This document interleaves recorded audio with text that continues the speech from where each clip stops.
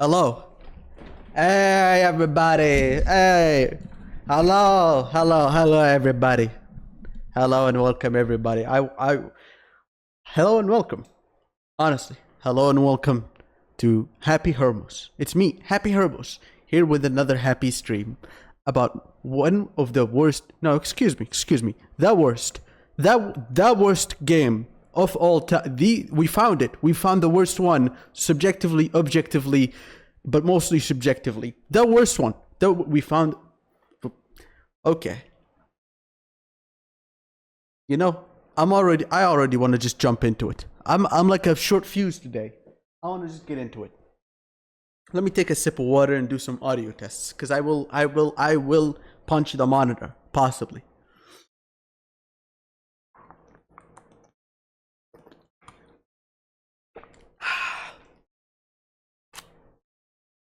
Let me do some audio tests, because I noticed while I was editing the VOD of the last stream that the audio sucked bad. I was speaking like my eyes were bulging out of my skull. That shit was nuts. I could not. Hold on, let me hear this. Hello? That's me. You can't hear it on the stream, but I hear me. That's me. Yeah, that is what he said. That is me. That is me. Yes. I sound insane, don't I? Fuck. Is it BTD? No, shut the fuck up. Anyway. Alright. How about a little retrospective? A little catch me up, you know? Same as just in case anyone's not new to this. Sorry, just in case anyone's new to this. Let me catch you up real quick. So last stream, I did a bit of a retrospective, a commentary, if you will, over the video, the Darkest Dungeon 2 video, giving some context, admitting mistakes, and whatever else it is that I did. Honestly, a lot of it got erased from my head. It is... I love money. Thanks, man. Thank you, Lasuro. No nudes in my inbox.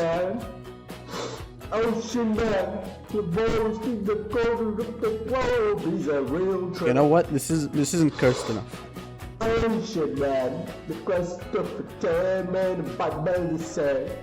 Let's go back to the chat. This also reminds me to pause alerts. Not that I mean to be rude, but you know, thank you. Fuck. Ocean. Childlike man. Ocean man. Ocean. The secrets of a life for based in the sand. Soaking up the thirst of the land. Ocean man. You're here for the Ocean Man vibes? Well, you joined the wrong stream. You joined the worst stream. You joined the fuck. You joined the worst stream for something like that. Cause I'm about to do it again. We're about to go over the second fuck. We're fucking bird. Fucking bird. Man. Take me by the hand, lead me to the land that you understand. Makatili kataporo makasao katali makatoli potapatiki bakali nakapaka. Ocean man, the crest of the can and bought by the sand, soaking up the thirst of the land. Ocean man, can you see through the wonder of amazement of the ocean man, the crest is elusive when it casts for. Through the childlike man, ocean man, secrets of a life for raised in the sand, soaking up the thirst of the land. All right. Ocean man.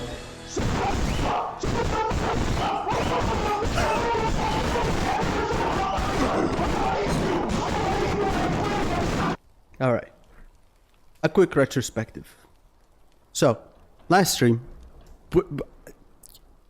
I don't remember, probably as a trauma response. Anyway, I was doing a commentary over Darkest Dungeon 2, and I said I would do the whole thing. The whole thing. Part 1, 2, and 3. All in the same stream. I didn't do that. But I am going to continue. I'm going to sit here and continue the rest of it. I see the redemption. I see the redemption. Don't worry. I see it, Lasuro. I see it. But not yet. Not yet. Not yet. for now, I'm gonna continue the commentary of Darkest Dungeon 2. Now, it's been a mess already, and I'm gonna remind you that it's gonna continue to be a mess because that's just how it goes with me in Darkest Dungeon 2. Any sort of time I approach this game, in any way, script, not script, on screen, not screen, it's always me on a tangent. It just doesn't get better. It really doesn't. So, let me just remind you how I'm gonna be doing this. I'm gonna try not to read the chat as I go through the video and give my commentary. And after each part, or some time in between, I'll go over the chat and go over things one by one. Why not yet? Because I'm happy, man. I'm honestly, I'm really chilled. I'm just chilling today. And I think this video will absolutely bring out the demon in me. But I've just been happy, man. Honestly. I've just been chilling. I've been spending some time with the boys. I've been spending some time with my lackeys. And I've just been enjoying doing things that are at Darkest Dungeon, man. I really spent way too much time in that thing. Way too much time indeed. Okay. Let's continue where we last left off. Hopefully this time it won't end the same way as it did last time, where I straight up shot myself straight in the head. Let's get it.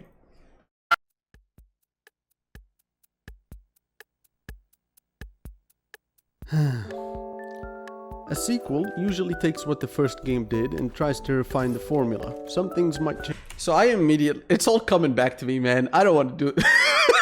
It's a fuck. I was right. I really was right. I have like 17 things on my fucking head to say. Okay. So, right. Remember again, I said it before. I'll say it again.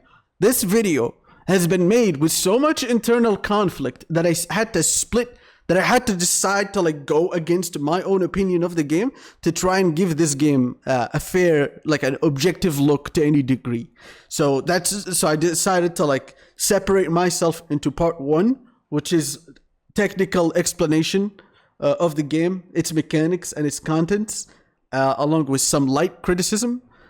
And then part 2, which was supposed to be all of my criticism. It was supposed to be me letting loose, man. Me letting the tiger in me out. It was supposed to be everything out all at once, everywhere, at all times, immediately.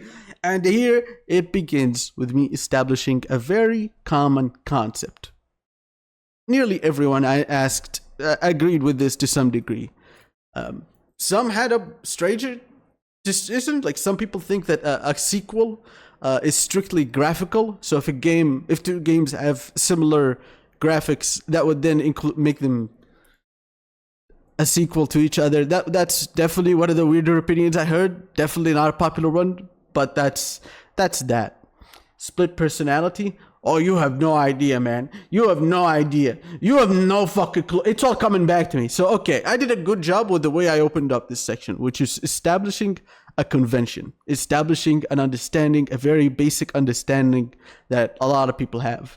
And it's that sequels, in general, tend to have, tend to be just like more of the same, sometimes better. Sometimes there's like tiny changes. The formula is just like receiving minor changes to it, but it's never an overhaul. It is never a complete redo from scratch. And I start by establishing that convention here. And I remember this. I remember writing this as well in the script. It was such an interesting shift because whenever I do these review videos, I don't spend that much time being serious or genuine. I really don't. So this was such a shift in that attitude.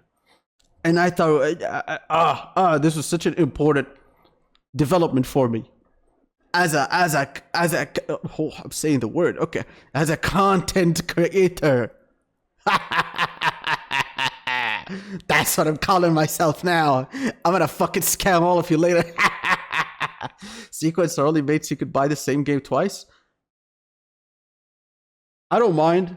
I'll do it again. You know, you ever ask, sometimes you really want to eat that burrito twice, man. It's not a bad thing. I'd love to do that to a lot of games that I play. I wish I could do that with Star Sector. Seriously. I fucking love the shit out of that. Oh, man, let me tell you about how happy I've been recently. I've just been enjoying my life, man. Seriously, I've just been going back at it. I've been making a video about. You'll see it when it happens. I've been delving into a lot of legalese, but that's connected to a lot of cahooting that has been happening behind the scenes, which will hopefully bear fruit. I'm at a fork in the road, and it's so, man, it's such a change. It's so interesting, refreshing, lovely. I'm happy, man. I'm happy. I had a friend ask me once for sometime recently for games to check out, and man, I was just like, dude, the sun was out. It was such a beautiful, beautiful time for me. The sun was out. I was just sitting there. I was like remembering all the time of playing like Outward, of playing Fables, of Fables Anniversary. Fuck, I think there's like a bajillion games called Fabled or Fables. Anyway, Fabled, excuse me, Anniversary or Fable. Fuck, I don't remember. Anyway, I was remembering the time of that game. I was remembering the time of Outward. I was remembering Star Sector, and I told him about Star Sector. He was looking for something more RPG than Star Sector, but I think, oh man, my body's emitting gases at the thoughts. I love it. I'm happy. I love this shit. And then I started this stream, and I know I'm here. I know I'm got Darkest Dungeon 2. Darkest Dungeon 2. Oh. Fuck, I don't even remember what my train of thought anymore was. Fuck, Darkest Dungeon 2? No, man. Okay, Darkest Dungeon 2, right, that's where we were. Oh no, please, somebody DDoS me or something. I don't want to continue the stream. But for the most part, the games are usually similar. Take Dishonored 1 and 2, for example. Very similar games. With the second... And it's just better. Like, just look at this. Look at this scene, man. The Dishonored games are such beautiful artistic pieces. You really could just go to a lot of spots, take a picture, provided you remove the HUD, and just like have that be in a fucking desktop background and a wallpaper. It's such an artistic beauty.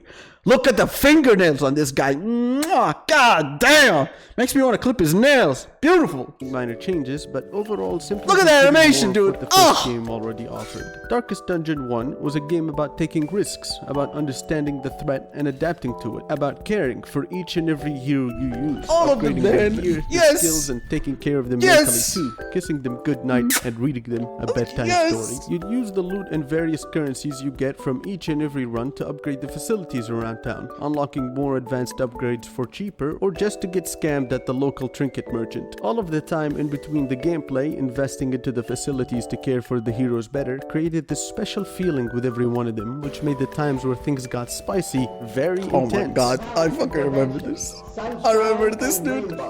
His fight is in the bag. What is he gonna do about it? That's a good one.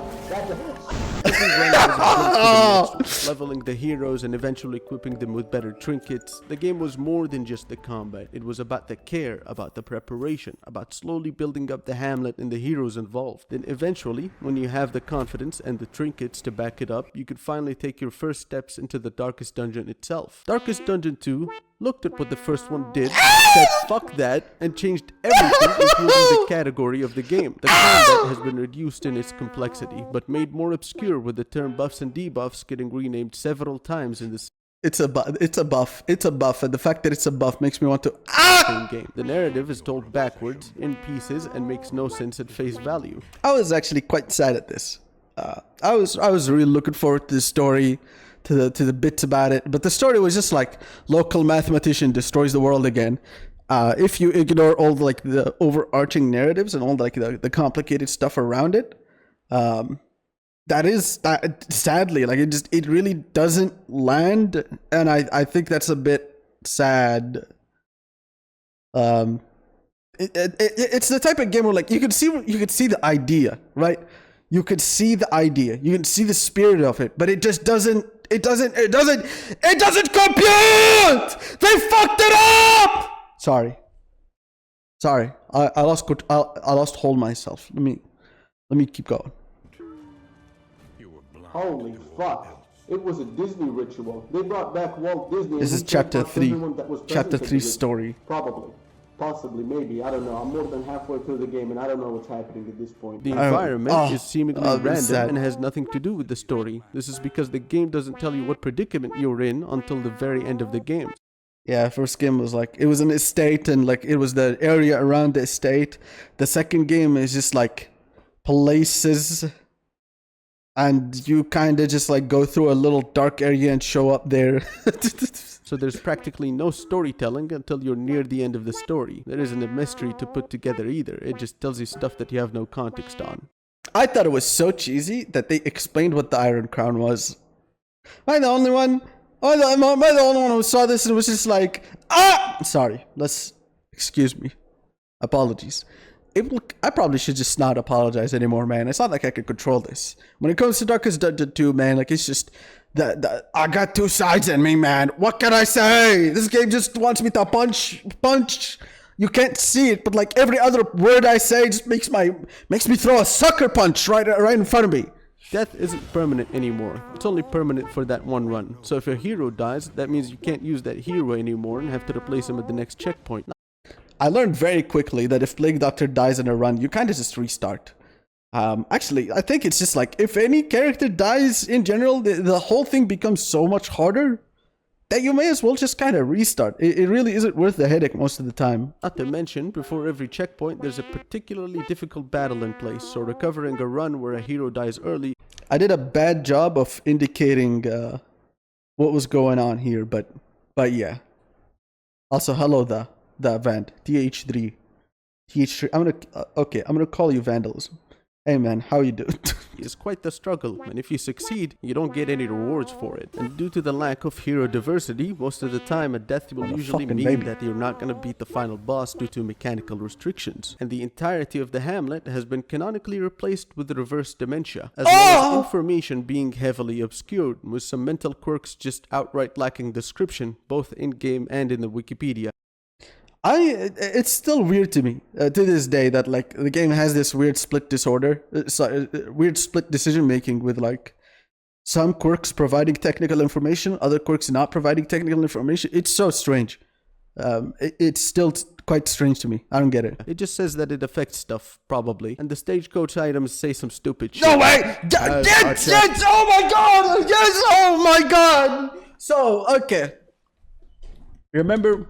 This piece of criticism, I've said it so many times probably, is that information in general, inside the game and outside, are heavily obfuscated or outright missing. This is one of those points, because apparently this item, when it procs, when it goes off, when it actually triggers, the game doesn't make it clear that that is this item happening. So when I was thinking that it was just the stagecoach mini game doing its thing, it was actually like a chance to produce item taking effect. Now, that's not to say that these things happen frequently. I'm pretty sure it's like an extremely low chance. I'm pretty sure it's like a single digit, whatever that chance is, like 5% or something stupid like that. But still, I mean to say like this is.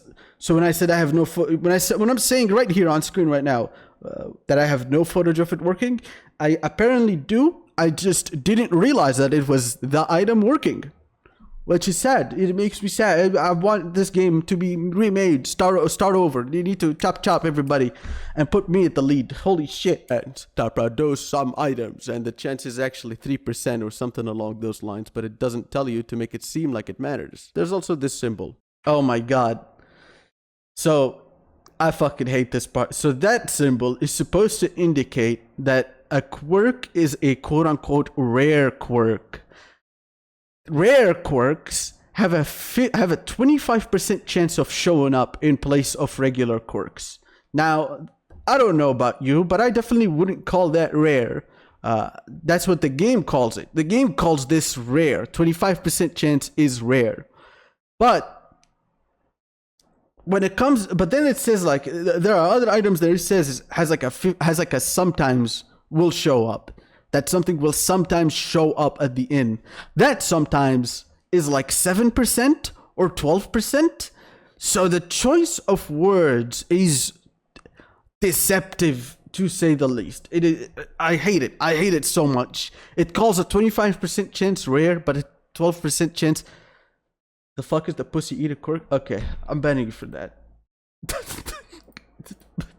For the love of God, I'm sitting here being angry. Don't, hey, stop being weird. Okay, I have only me. Only I'm allowed to get weird because I'm going through one of the worst experiences of my life, which is talking about Darkest Dungeon 2. I fucking hate this game. 160 hours in the game. I don't know what this symbol means, but it shows up a lot. Not to mention, the game calls itself a Don't worry, Lasuri, your time's coming. I'm ramping up, man. I'm ramping up. sequel. It gives you many reasons to think that it'll be similar to the first one, only to shock you by showing you that it has nothing to do with the first game except the voice actor and the art style.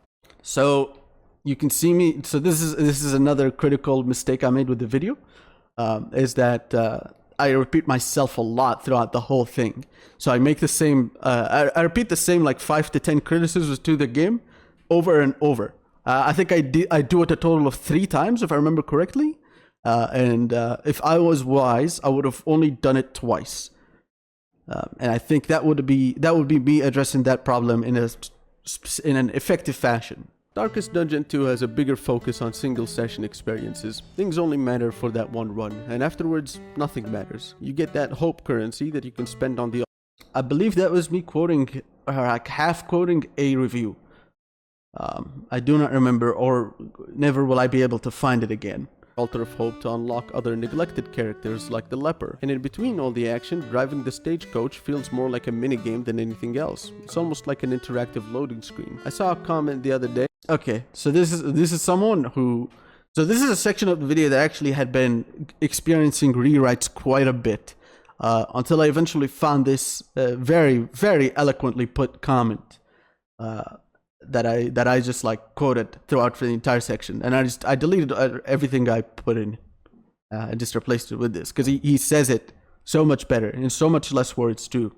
It's very well put. That put it better than I could, so I'm gonna quote it. The cinematic, slow-paced style that the game takes doesn't mesh perfectly with the idea of an endlessly replayable roguelite. It makes the learn by dying aspect of the game's difficulty feel even more punishing and the grind feel even that much grindier. I'll be honest, this game had its own charm and kept me going for about 20 hours, and then I started to feel like things were getting very repetitive. A shrine of reflection here and there might unlock a cool new ability, but in most cases it didn't. The roguelite genre is at its best when it's wacky, and this game was shallow. A lot of the loot didn't feel like it mattered. Not to mention, the average roguelite playthrough is about 30 minutes. Darkest Dungeon.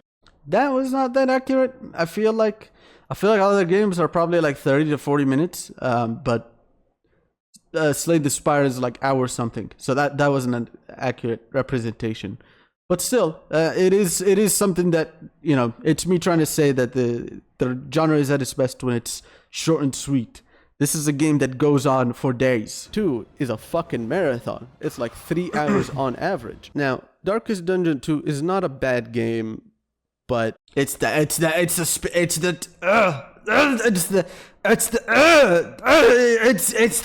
internal conflict happening again.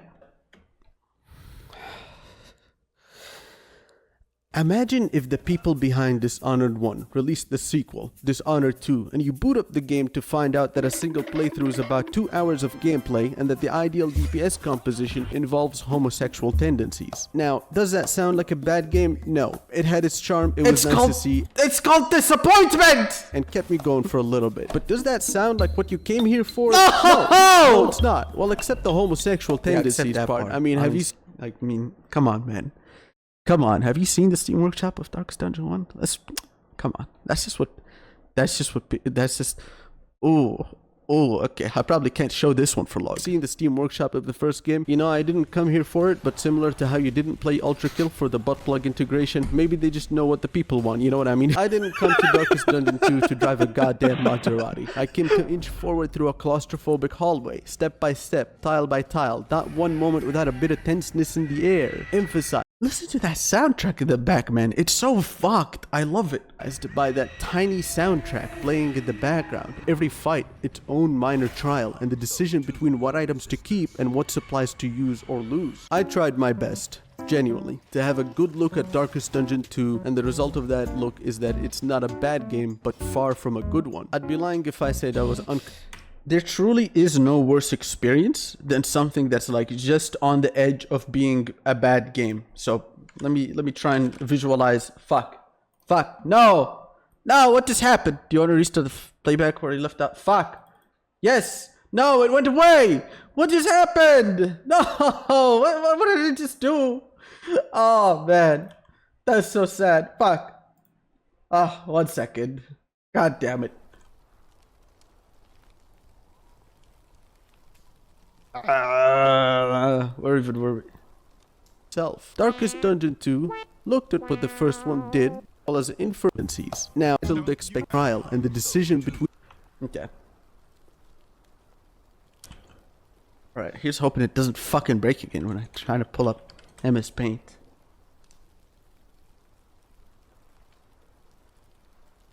Mr. Not So Streamer? Mr. Raven. That's so Raven, bro. That's what I am. Okay.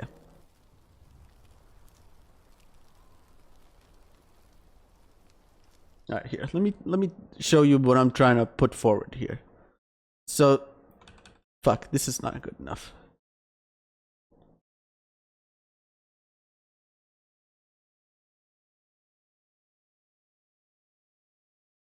And like a small penis here. So that this is gonna be like our mascot. Okay. So this here is like the quality of a game. Right? So there are games that are just good, or like so good that they are good, and then there are games that are just so bad that they like start wrapping around. They start going back up. It is very clearly like a poorly made game, but like the irony starts kicking in that it starts turning around into becoming a good game. So it is a so bad, so good. Right here down the middle, there is, or like maybe like this entire area, really. This is the part of the quality of a game where I would say that it is just bad. Is when you're in the halfway point, when it is when it has like some redeeming qualities, but for the most part, it's just like it's just bad. So like you really can't say something nice without saying something bad, because your experience is very equally down in the middle. There really is no worse experience than a just like something down the middle. And this is something I had to learn the hard way. Between what items to keep and what supplies to use or lose. I tried my best, genuinely, to have a good look at Darkest Dungeon 2. You saw how much recycled script there was, and you saw the size of the script itself. I basically remade the entire video completely. So the entire 2 hours that you saw, I basically rewrote the entire thing. I had a genuine attempt to revise my own methods, to question myself from like a theoretical, from a philosophical point of view, to try and just like give this game a fair chance while also being fair to my own experience of the game. Because ultimately, as a review, I want to say what I think about the game,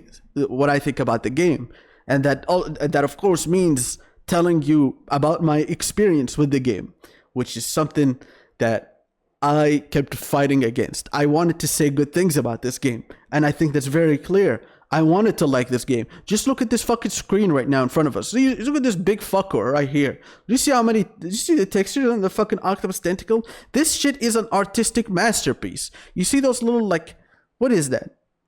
Like a catfish little tail thing? I don't know what to call it.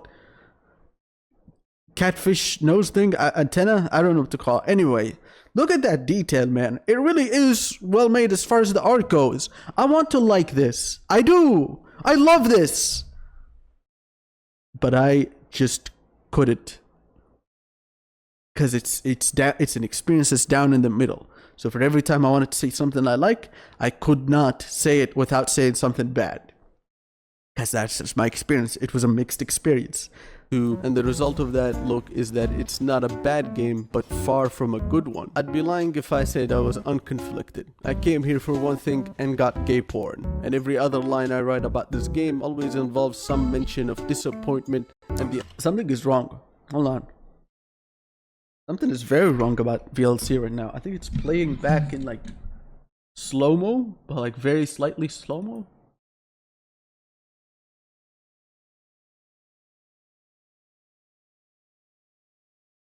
unfulfilled expectation of intrusive thoughts being whispered into my ear. So, in order to prevent the video from being just one big scream at the game for not being good enough, Like, again, that internal conflict. You can see it, you can smell it, you can taste it. It repeats time and time again. I try really hard here. Well, not really. I don't actually try that hard. I just, I experienced this thing. So, okay, I have this thing where you do not want to see me stream at like late in the night because I enter a vibe. And when I enter the vibe, things just kind of happen. And this was one of those things. Decided that instead I'm gonna name a couple things that I like about the game in the following presentation that I don't remember making. Welcome everybody, Shit here. Welcome to one of my famous... So, something extremely special about this. I don't get it to this day. You see how censored, this is like a picture of the Hermos, but it's like the game. Hold on, let me show it again. Following presentation that I don't remember making. Welcome everybody, Shit. So you see how pixelated it is? Just like how fucked and scuffed it is? It just like double scuffs it for no reason. There is no effect. I tried to troubleshoot this a lot. I'm pretty sure there was like a similar problem with the Kuva video as well, where it's just like there's like an edit or something that I do that just gets as you said, Soup, it gets hentai'd, and it's always something that I do at like late at the night, and no amount of troubleshooting, no amount of fixing, no amount of removal or attempt at fixing works. It just stays fucked. It stays like this. It just stays screwed like this. I don't know why it does this. I'll never understand why. The version I have of Premiere right now, it is the most stable version I ever had of Premiere in my entire life. And this is just what happens sometimes, and it only ever happens around like the witching hour. But my witching hour, your content is always fucked. Yeah, it's your bread to be. And it's just, I attract it, man. I'm attracted like a magnet, I attracted like a magnet. Sorry. Welcome to one of my Let's keep going. Top 10 lists. Today we're going over my favorite turn-based gay rally. Darkest asshole 2. Turn-based gay rally. I'm now going to tell you about my top 10 things from the hit game Red Dead Redemption, Black Ass Hot Wheels 2. Top 10 things I like about the game. Number 10. The slow-ass, fuck-ass, stupid-ass car ride that you get into. I'm glad to know that even at the end of the world, Uber still works, no problem. Number 9. It was developed in the 4th circle of hell. The irony here is that the 4th circle of hell is a circle of greed. So it's, the sin here is greed because it's an expensive... Yeah, you get it. Number 8. The 3D It's not 8. is actually pretty cool. Number 7. Weaponized trumpet. Yeah, this guy is a weaponized trumpet. I love this. Man. And his fingers are like melted into the trumpet. He literally is just a weaponized trumpet. It's crazy. The weaponized trumpet. Weaponized trumpet. They turned Scotland into a mob in Darkest Dungeon 2. It's insane over there. Number 6. My healer managed to pull off a critical zero heal. Oh, fuck yeah, bro. The entire party. And from there, they knew that they could trust him with their lives. Because even if he wanted to kill them, they now know that he is too incompetent to pull it off. Number 5. I forgot. I dropped the clown horn. I still remember this, sort of. I dropped the clown horn. Oh, it's so bad now. It doesn't function as well as I used to, but... It's a clown horn. It's a bike horn, but it's a clown horn, and I love it. Number 4. Every hero has a cool story in the game. I love the story. I love the individual story of every character. I just wish it was better elaborated on. For example, The Runaway. The Runaway is a very masochistic story. And I liked what they wanted to, or were trying to do with it. I just wish that progression wasn't tied to it. Because it ends up taking like 3 hours. But man, they did a good job. I just wish like they did a better job. So because they didn't do a good job. Except the runaway. Literally just insane. Number 3, that 1% diseases you get from that very expensive upgrade. Pretty cool. I love garbage too. Number 2, I don't know. Honorable mention. I forget the script in the middle of recording. And then I just keep going with it. Entirety of the leopard class and his subclasses. Yeah, the pick rate. I was actually surprised to see that anyone ever picked this guy ever. I was like 100% sure that even the developers forgot he was in the game. That is an exaggeration. But it's pretty real. It's pretty real. He's like, look at the bottom left there, man. He does 1 to 7 damage with unless the thing is cosmic. That's fucking ridiculous, man. I find it crazy that they put this in the game. I wonder what the pick rate on this is. Number 1, my most favorite thing in the game. Number 1. My most favorite thing. I don't start over the recording. I'm just like, fuck it, we bow. And I keep reading the script. I don't even edit it out. I just put it in the game is how they refer to positive and negative tokens as buffs and debuffs in the list of tokens in the game. But never do they ever use that thing ever again. I paid $25. 25! I think the genre that... Yet another abrupt cut, because honestly, there's just no way to recover. There's just no way to recover from the times where I go nuts in the video. So, okay, I see there's a lot of comments, there's a lot of questions, and somebody wants to get banned. Which I love doing that, so you know what? I'll address the chat. How high/drunk were you, though? None. I was not high or drunk. Maybe high on caffeine, but I was just... awake at 3 in the morning. I entered this state of mind, man, at that like witching hour of the day. That's why I generally don't try to stream around that time, because if I do end up streaming around that time and I enter that vibe, oh lord,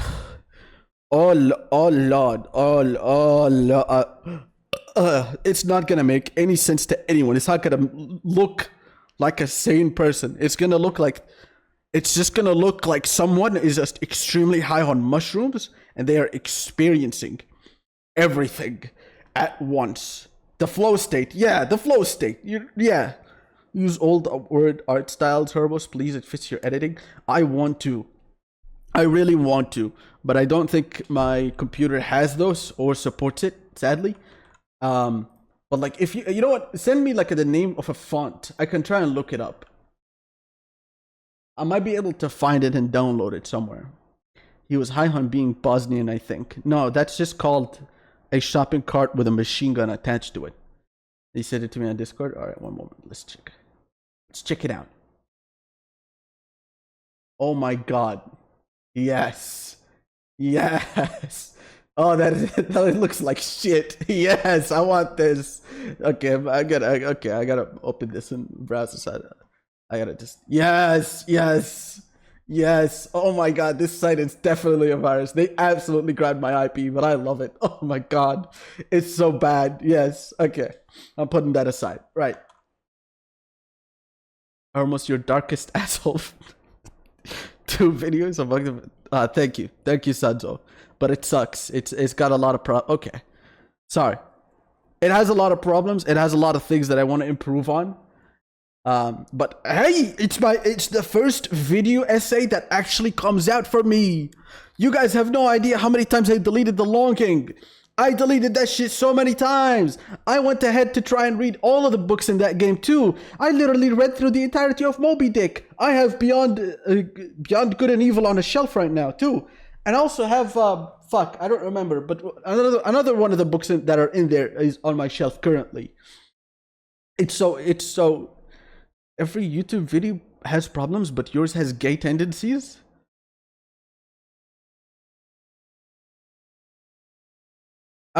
Okay. I'm just gonna move on. All right. You want to see what I was looking at? Okay, let me There you go. Look, check this out, man. This is absolutely a virus. 100%. My IP got grabbed. But you know what? Honestly, I hope they DDoS me, man. I don't want to keep talking about this game. I was so happy before I got in here. Now I'm just having a retrospect. I'm remembering everything about this game. Anyway, let's check it. Look at this. Look at this shit. This is what Busha comments I put in my videos. And you know what? She's absolutely right. Oh my god, yes! Yes! Yes! Yes! Yes! I need this! Yes! Oh, that is so good! Yes! Oh! Yes! Yes! Look at how... Oh my god! Yes, that's so good! That is so good, man! I love this thing so... Ah, thank you, Bush. Thank you. My IP definitely got grabbed. 100%. They absolutely are gonna blackmail me. But man, yes, I could use a good threat or two to put me offline right now. I really could, man. Give that man mod. Yes. Do you want mod, Bush? Do you want to become a moderator? You want to become a verified? You want to become a... I don't know where I was going with this joke. Okay. Next, all right. I'm going to keep... Right. Somebody wanted to get banned. Lasuro. It's time. It's time. I need a good song. Misa Issa need a good song. What is this? What is this shit? Okay. That destroyed my ears, but that was also a fucking banger. Holy shit. Oh, fuck yeah. That's a good... Oh, man. That's beautiful. Anyway.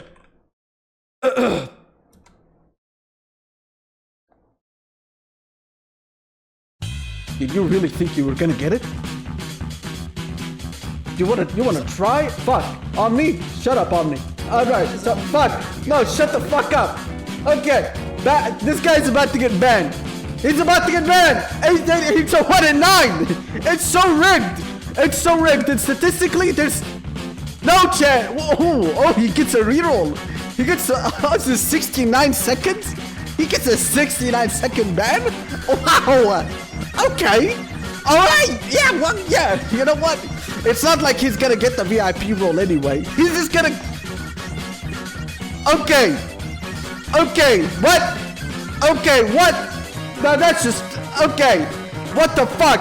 Okay, that's it. You get banned now. Yes!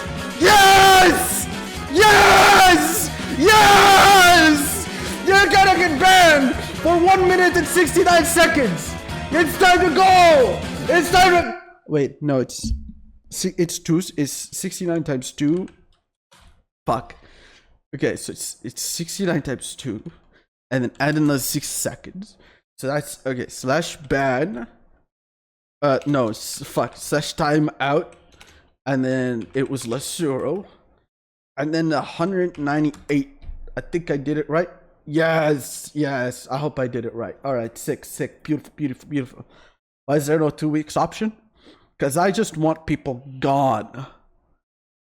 Oh, wait, no, you're right. Fuck, I am stupid. Shit. My bad, man. Here, I'll extend yours to 2 weeks. Apologies. Refund policy not included. All right, thank you. Thank you very much. All right, yeah. I want to be touched. Soup, what the fuck, man? Now, what the fuck? What is that gif? What is that shit?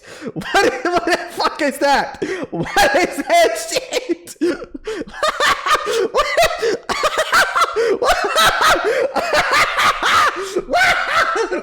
What the fuck? Man. Miyazaki, man. He really cannot be contained. What the fuck? Okay. I'm gonna read a little more.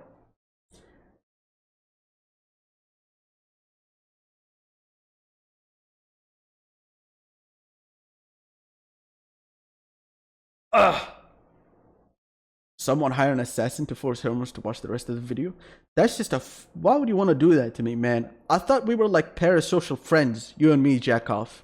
Mostly because you give me money, really. But I thought I thought we were pairs.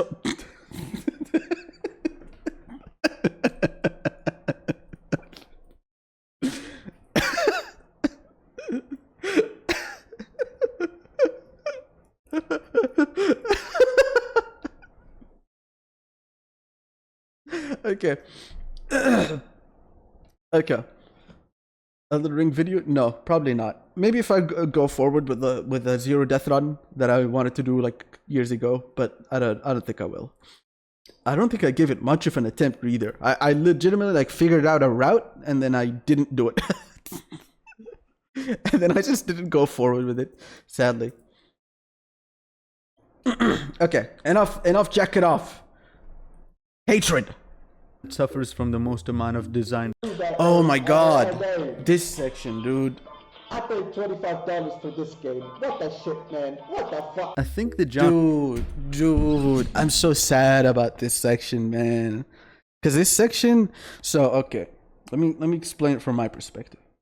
So I wanted to, on a more concrete way, explain the concept of meta progression and how it takes place in the experience of a player, and I also wanted to explain, internal like how a player gets better at a game is via the inside the game, which is just better items, higher numbers, unlocking stuff, and then outside the game is just like strategy, understanding weaknesses, exploits, stuff like that.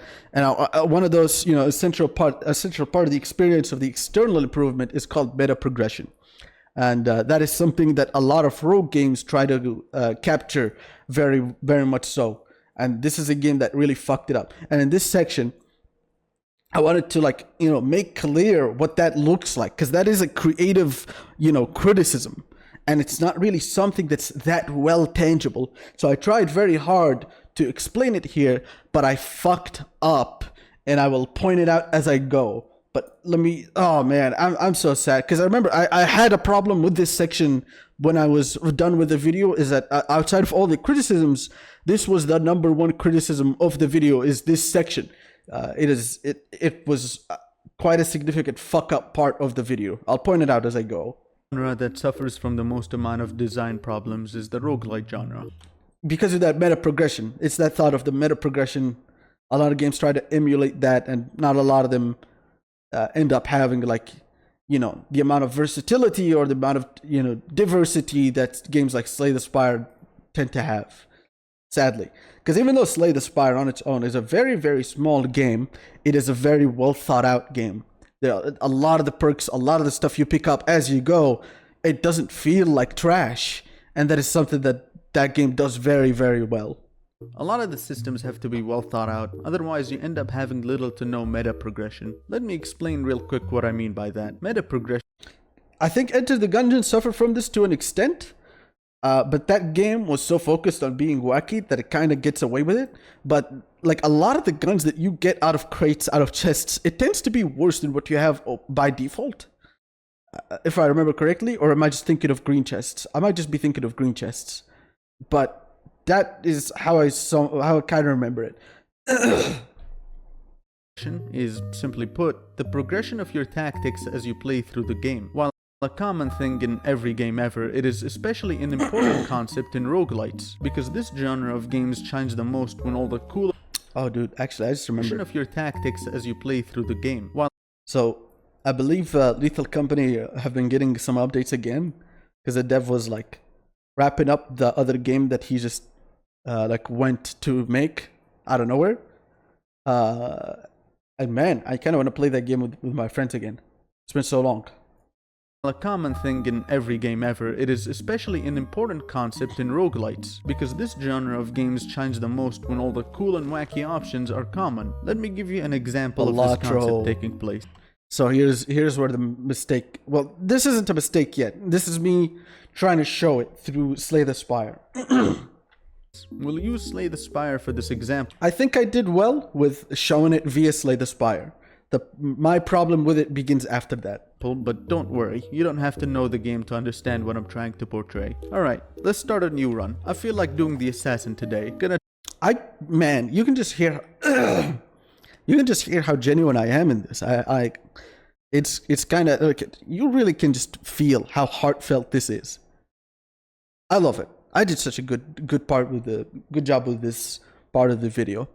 Until I didn't, and I will point it out. Okay, I'm gonna shut up now. Try to take out the elite on the left. Instantly, there are some interesting options. Triple poison would be powerful against the elite, though the dagger spray would be best for crowds. I chose the dagger spray. Once again, powerful choices. The poison would be good, but I can't pass up on that guaranteed value. Oh wow, double damage. I'm definitely doubling down on that. Elite time. The double damage is crazy, and I get out almost scratchless because of it. I'm not too confident, so I decide to avoid the super elite, and holy shit does it work out in my favor. This is a game changer. I simply can't pass that up. Oh man, now I have to think far in the future. I got quite the aggressive deck. Maybe I should go for something defensive. I'm upgrading the upgrade card.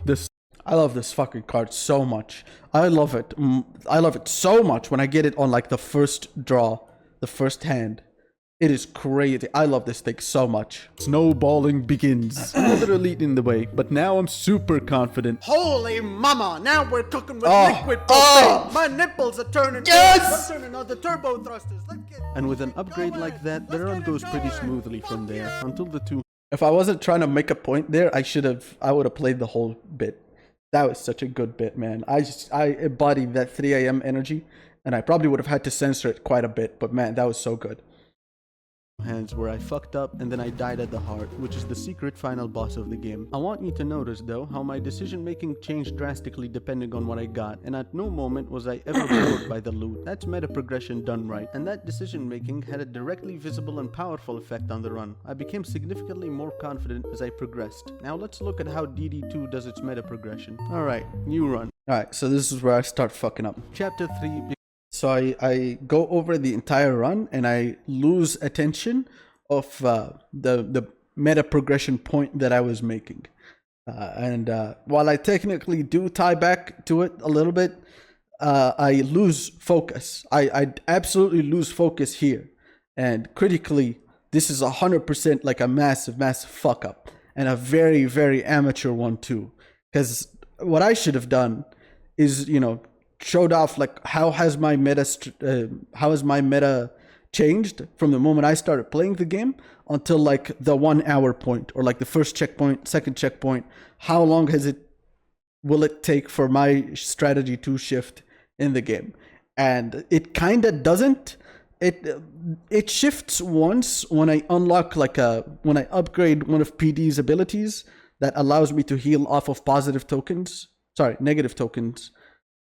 But that's about it. That's about the most amount of shifting that it goes through, and that is sadly not something that I did. It is something that I was still like thinking about up until the final point of the video, and I had the criticism like well laid out, and I wanted to do it to redo this part. But the thing is, and this is the sad reality that I had to face. And it basically went down like this. We are now, this basically, what I'm about to say here is basically the question that I had to myself. We are now on the 10th month of making a video that I had initially estimated to take about 2 weeks. So we're now 2,000% approximately, maybe even more. We are now 2,000% higher than the amount of time that I had estimated it would take. This is a part in the video where I had fucked up. And this is also a video that I had rewritten and redone extensively through and through. This is very clearly a part of the video where I made a severe mistake. Do I want to fix this? Do I want to redo this part of the video as I usually do for most of the video?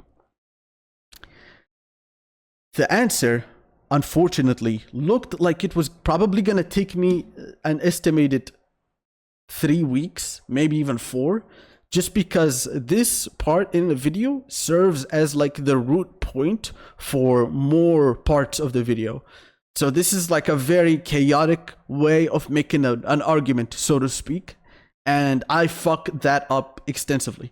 I should have followed a very well established convention, particularly in courts, but it is that you should start with your big points and leave your nitpicks for later.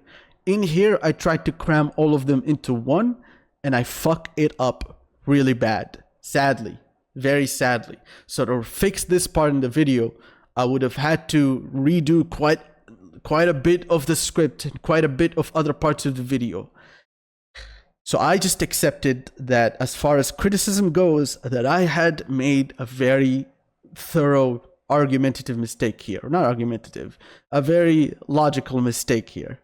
And it's that I was not elaborate. I was not immaculate. I was not well told at all. And I think it shows as well. I did fuck up with the point that I was making here. Not that the point is bad. The point is actually pretty good. It's just that I told it in a really bad way, sadly. Because it's the hardest one in the game. Alright, it took 20 minutes, but we made it to the first inn. I used some secret strategies to get some candles for later. Let's check the store.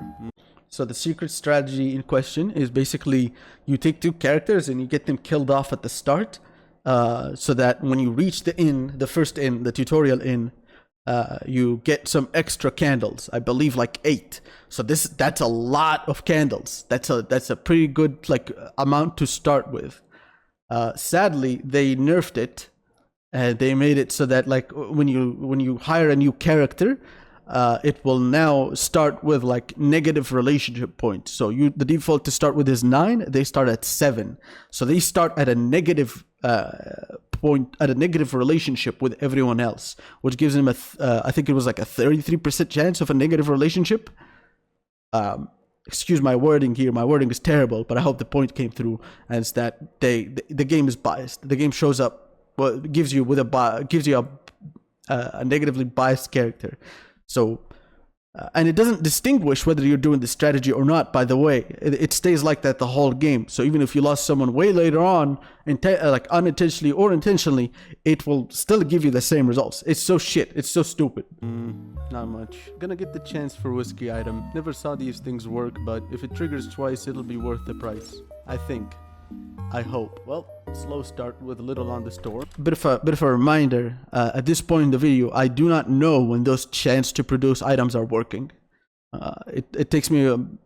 It wasn't until I was like editing and I saw like some post on Reddit somewhere saying that is the item going off, and that's when I started tearing my hair out. I was like, no fucking way. Cool trinket available though. 30 minutes in. Let's start this run. And there it is, the negative relationships. Oh my god. On the fuck? On the starting in. Okay. Remember the secret strategy that I mentioned? Ah! I patched it. Ah! We'll come back to this later, but for now, I have a point to make, so we're just gonna keep going. First fight, not good. Well, the loot sucks ass. Second fight, creature den. Shop discount on delivery. Okay. Hopefully the store won't. That's one of my preferred outcomes, I think, aside from like the 2 mastery token one. But the shop has to have something I want, which is not always the case, sadly. Suck this time. Third fight. Wow, 4 gold and a shit trinket. It wasn't until I was actually making this point in the game that I realized that, oh, that the loot you get from fights is actually really that bad. Because I was just like, I would go through fights mostly looking for the mastery token. I wasn't really looking for the currency because the currency sucked ass. I always felt like it sucked ass, but I didn't realize how bad it was until I was editing the video. And it was here that I was like, when I was starting to like be cognizant about the problem, that I realized, oh my god, they give you 4 gold and 4 like starfish. And it was also here. It was also here that I realized the starfish currency, by the way, so every biome gives you a different type of purple currency, and they don't stack with each other. So they can just eat up your inventory space, by the way. I can't believe this shit. May as well have given me nothing. Surgeon table. As much as I know I shouldn't, that's a double relationship point. This one was a bit of a misplay. I saw the relationship point and I honed in on it because that's like the main thing, the main way to improve in the game.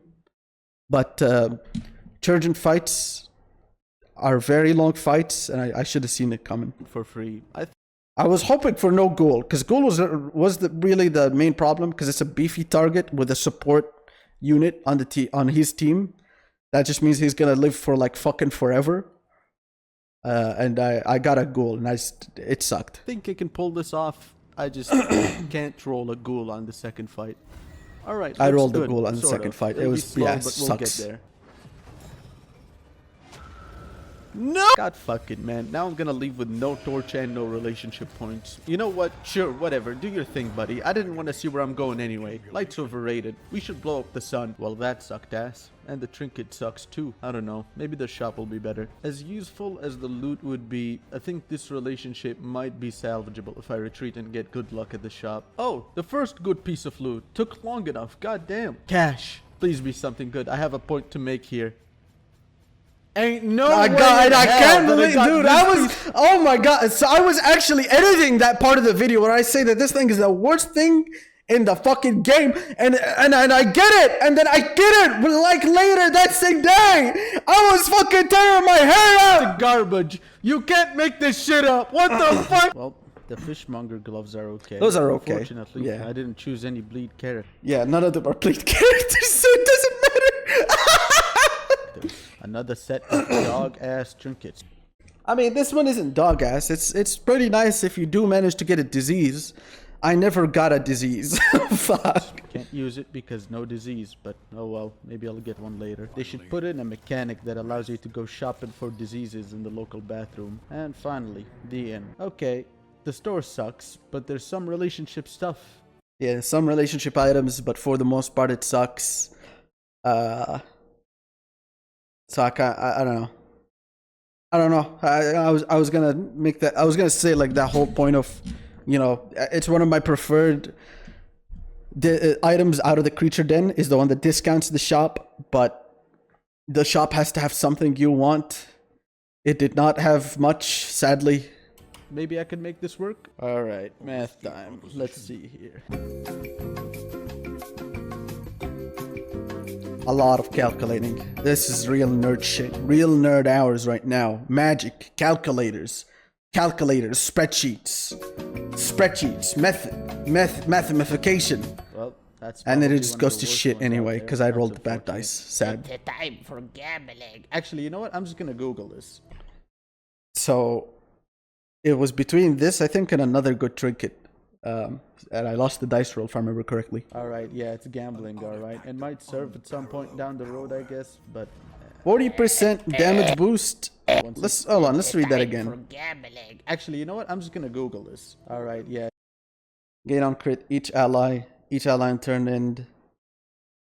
Never mind, this thing sucks. Fuck. Gambling, alright. It might serve at some point down the road, I guess, but once again. The flame part about it is actually pretty cool. 40% damage, that's pretty good, but you need to have low light for that, and low light sucks. Gambelino. I'm Googling this. I refuse to play this on its own terms. Well, it's a chance for something good. And of course, And it it's was, in a- oh man, I did not realize how bad. So this is one of those items that like, it says ineffective against bosses, but it doesn't, the game doesn't tell you what a boss quote unquote is. So some things are bosses without really like seeming like a boss or being a boss, technically speaking. Many bosses are technically bosses, apparently.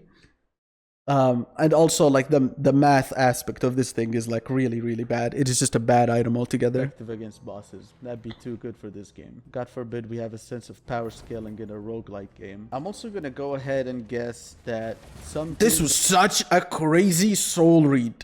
I could not believe. So I didn't actually know this. I was just like making this out as like a soul read, just knowing how the game has been so far. And I turned out to be right. I believe Exemplar is technically a boss. Collector is technically a boss. The one from the Reynald DLC is also technically a boss. It's so shit, man. I hate this game. also bosses, but not named as such. Made it to the end. It's time for the gambling. Gambling. Holy moly, no negative relations. I lucked out and didn't get a negative relationship. So I just immediately shoot for the boss. I gotta just Like seize right it. away. Seize it. No negative relationships. This is the only chance I'll get. I'm jumping on that boss like a homing missile. And the And he gets frenzied. He gets the frenzied buff out of like any other buff that he could have possibly gotten. He got frenzied, so he does 25% more damage. That's fucking ridiculous. it's frenzied. They got the frenzy buff. It's the frenzy buff. It's the frenzy buff on a boss. Okay, this can only go well. Not bad. Seriously? That's it? Okay. When in doubt, robbery. Man, more garbage. Whatever, the stuff I got is good enough anyway. I just threw that away and I think you can see my point here, my criticism, the point of my criticism, where like I go on a tangent quite a bit and I don't really focus on my point that much. And I think that's where I fucked up quite a bit. Got it back. You can't make this shit up. What the fuck? Okay. So I threw away that item and then got it back. Because I believe, if memory serves, I was gonna go through an area that doesn't have any disease at all. So I kind of just like lucked out and got it back again after throwing it away. That run had to have been the worst possible start I ever had in the game. We'll go over the secret strategy and what happened there way later in the video. As for the rest of the run, well, it went pretty well. Well, at least until the exemplar. And in the northeastern corner, we got the gatekeeper, the run ender, an enemy so controversial and hated that the wiki page for him went down for an entire week. The exemplar! Fuck this guy! I fucking hate this guy! I'm gonna suck his ass! Nah, I'm kidding. I of course memorized the boss by this point. Fortunately, he's one of the many bosses that you can reliably keep under control if you understand and plan ahead for their mechanics. Unlike the focus fault, yes, which is a boss that I have spotlighted so many times. You can know this boss, you can even plan ahead for it, and everything can still go out the window. None of the other bosses are like this. Crazy thing is, in the end of that run, it came down to a 60% chance. So I had a 60% chance to land the bleed there. It's coin flip. If the bleed landed, and he resists it, so he just gets to kill me now. I would have done enough damage to win, and it didn't. Well, I guess I could have, like, I don't know what my death percent chance there was, but if I had resisted that, I also could have won. That run was 4 hours, yeah. by the way. I could go on, seriously. 4-hour run down the drain due to a bad dice roll. Sad. But to get to the point, the center of a lot of my decisions through and through was the relationship system. It's just too invasive and too punishing, with the punishments severely outweighing the positives. It was through the intricate understanding of the game's mechanisms and chances, but mostly just luck, that I was able to recover things. I knew when I didn't get a negative relationship that I really had to press the advantage I got on quite that a one bit and the push it tangent straight there, as to you the can boss. see. I got pretty lucky with the drops there too. None of them are good per se, but there's some of the few that yeah, some of the few that makes a visible difference, which in this game is about the best you can get. Make a visible difference, and honestly, that's about the best that you can get in this game. Anyway, with the 4-hour run down the drain, I at least got myself some candles. Let's see what I can spend them on now. Now I'm trying to show the post game, what the post game looks like. 5% chance 5% chance for a death blow resist. Okay, how about a new subclass? I don't know what it involves. So this is all you get to see. A front rank roll that absorbs significant punishment. Now, on label, right, the labeling already looks really bad. Turn start, you get the winded debuff, and on the end, it's a 75% chance per winded debuff.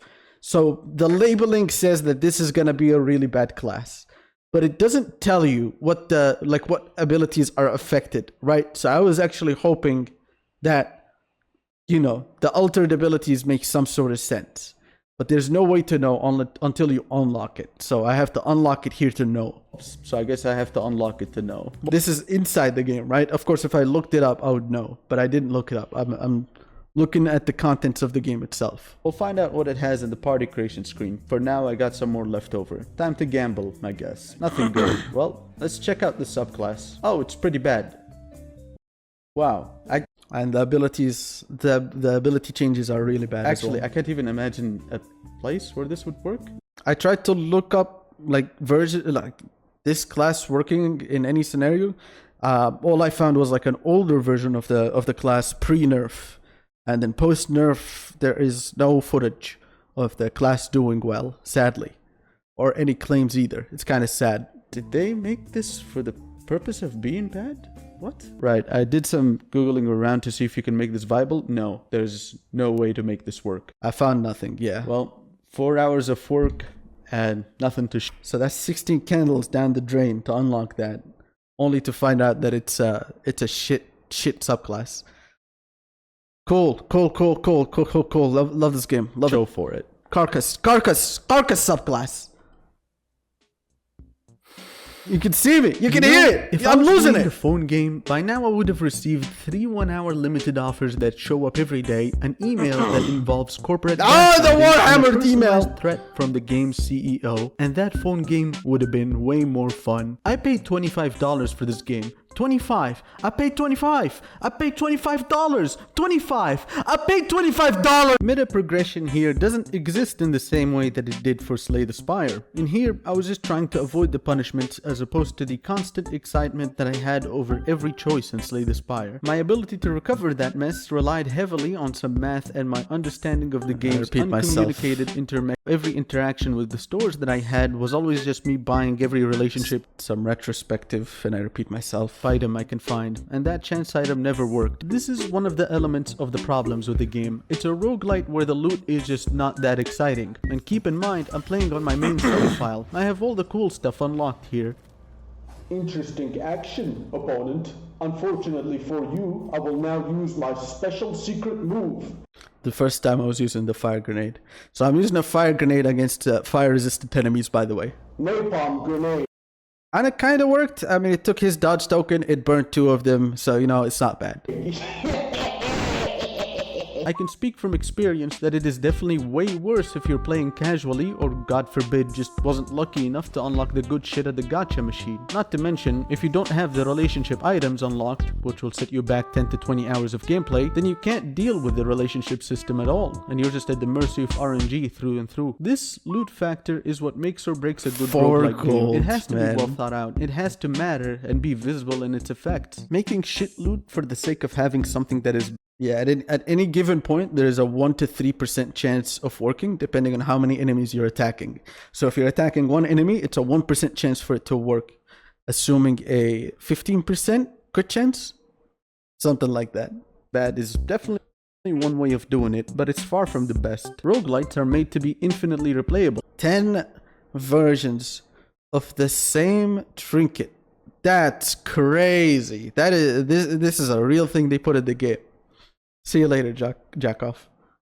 That's insane. That is an insane part of it. I cannot believe it to this day. If the majority of the loot sucks ass, runs will feel repetitive very quickly. In Slay the Spire, the quantity of the loot isn't that high, and yet no 2 runs feel the same. That's because every piece of loot has a significant and visible effect. You never feel like you're making a bad choice until way later on when you have a build already going on. In Darkest Dungeon 2, there's no making a build later on. You can change subclasses, but it comes at an extreme price. Not to mention, some subclasses just outright do not work depending on what character you're running, which sucks twice as much when the entire game is heavily focused on planning ahead. The overwhelming majority of the loot has little to no visible effect. It's like they took the map mechanic of Slay the Spire without understanding what made it good in the first place. As a result of the majority of the loot sucking ass, your strategy, although might change in shape, always takes the same path. I've been playing the same thing for a while. I think I'll try something new for once. Is this swap one position? That it's practically a new team. Man, I'm so glad this game allows for diverse team building. Why did they ever think that it was a good idea to make it so that you needed more than 5 hours to fully unlock a new character? What a fucked up thing to do. My strategy approaching the run was pretty much the inherently. Roguelites motivate you to play them repeatedly over and over till you build your knowledge on the game's most effective tactics. And if it's not well thought out, then the conclusion is going to be something along the lines of using more or less the same strategy over and over again. In this case, it's the same 2 heroes over and over again. None of them are particularly powerful, except the Plague Doctor, but the synergy they both have dominates some of the game's most inherent problems and problematic battles. A lot of curveballs get thrown at you in this game, so you're motivated to build one team that can deal with everything. And these 2 are universally agreed to be the best, because they have the only abilities that can deal with those. It's crazy how, like, looking back, like from the very early days of the game, these 2 were always at the top. It never really changed. Everyone also agrees, like, these 2 are just like one of the best characters in the game across its entire lifespan, across all balance updates, every patch, every like version of enemy in the game. These 2 are like consistently the best, and I feel like they should have considered maybe like giving their abilities to other characters, or better yet, just improving other characters to have better diversity. But I don't know, just I wish they didn't have the weird game design that they do, man. It's weird. Those mechanics effectively. Other characters can benefit heavily from having some of these abilities, but for whatever reason, only these two have them. For example, Darkest Dungeon 2 has some strict rules around healing, both for health and stress. They vary based on the ability, but are usually something along the lines of you can't heal until you're 1 foot in the grave, saying some stupid shit like can only heal when they're below 30% HP, which for low health heroes or against high damaging enemies, and there's a lot of them, is just tons of fun. Tons of fun to play around with, tons of fun. Holy fuck. Is he below 30% yet? Can I use a band-aid? Do I have permission to kiss his boo-boo? Will the ref allow a kiss to his boo-boo right now? Fuck me. What a motherfucker gotta do to get some healing in this game? You know, as an avid Lovecraft reader myself, I have to say, nothing spells eldritch like American health insurance. Imagine being a priest, dedicated to God, and supporting your teammates out in the front. One of your dudes just got shot in the liver. Quickly, you get to doing what you do best, making a prayer and a donation to the local church to get your dude out of God's prematurely imminent reach. But after you do your part, God then says, sorry bro, request Credit card denied. declined. Credit card declined. Your dude's not close enough to the grave to qualify for divine intervention. His ass is not grass. At least one of those cheeks need to turn green and spiky for one of the Lord's angels to then allow him access to a magnanimous critical zero heal. Wow! God damn! He had the healer tag in the party creation screen, by the way. God damn! That shit was crazy! Leave some healing for the rest of us, buddy! Fuck right. Even with stress healing, you have to be at least halfway to a heart attack to qualify for your teammates to comfort you. I can tell though exactly how this change came to be. In fact, I can spell it in detail. I have a hidden talent when it comes to Red Hook Studios. A particular mental ability that I know how to use better than anyone else. That ability is called making shit up and being right at the end of the day. The soul read! I'm a bit of a Red Hook Studios whisperer. I know how to read them better than anyone else. I had this concept like in my head for so many years. I don't think I ever told it to anyone. But I call it the evil gaze of Red Hook Studios. Because they hated stalling, man. They really did. Man. It's such a clearly biased way of looking at them. But man, it is so correct. It is just so on point. It is so on the nose. It is, I really hit it on the nail. Fuck. Goddamn, man.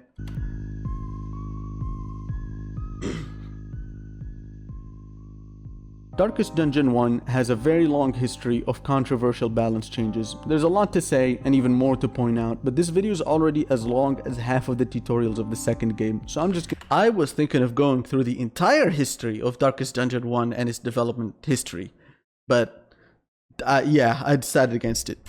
Get to the point. Whenever people developed an efficient way to play the game, the developers would do something to disrupt it. They tunnel visioned on this, so much so that they forgot several aspects on how the game works. In the first game, you would usually take more damage than you were able to heal, so stalling became the main strategy behind any optimized way to play the game. You simply would purposefully waste your turns or buy more time by stunning the enemy to let your healers do their thing, and therefore prepare you for the next battle. Well, they added a reinforcement mechanic so that when the game detected that you were stalling, it would first inflict stress damage on your team, and therefore you had to spend more time healing. Then it would call a bunch of new enemies to the fight. The developers were so aggressive with their implementation that they forgot about accuracy in the game, because if you weren't trying to stall, but just happened to miss some attacks, the game would still think that you were trying to stall. So sometimes you would get caught in an infinite loop of trying to kill the monsters, but miss a couple of attacks, and then the game would call reinforcements, an entire group of goons ready to welcome you to the party. So the game right now is half playing the game and half tiptoeing around the anti-stalling system that they put in to try and recover from the damage that you take. How does this connect to Darkest Dungeon 2, you might wonder? Well, they really hated this sort of way of playing the game, that they overcorrected for it in Darkest Dungeon 2. Not only does it take 2 turns to pull off a single stun now, not only does the average enemy have quite a bit of stun resistance, not only have stuns been effectively removed from your arsenal, existing very rarely in certain abilities, not only is there an anti-stalling mechanic, but they also put strict rules on when you can heal your party along with ability cooldowns, saying some stupid shit like, you gotta be 1 foot in the grave before you can patch up those wounds. This This sort of approach became iconic for me. I call it the evil gaze of Red Hook Studios.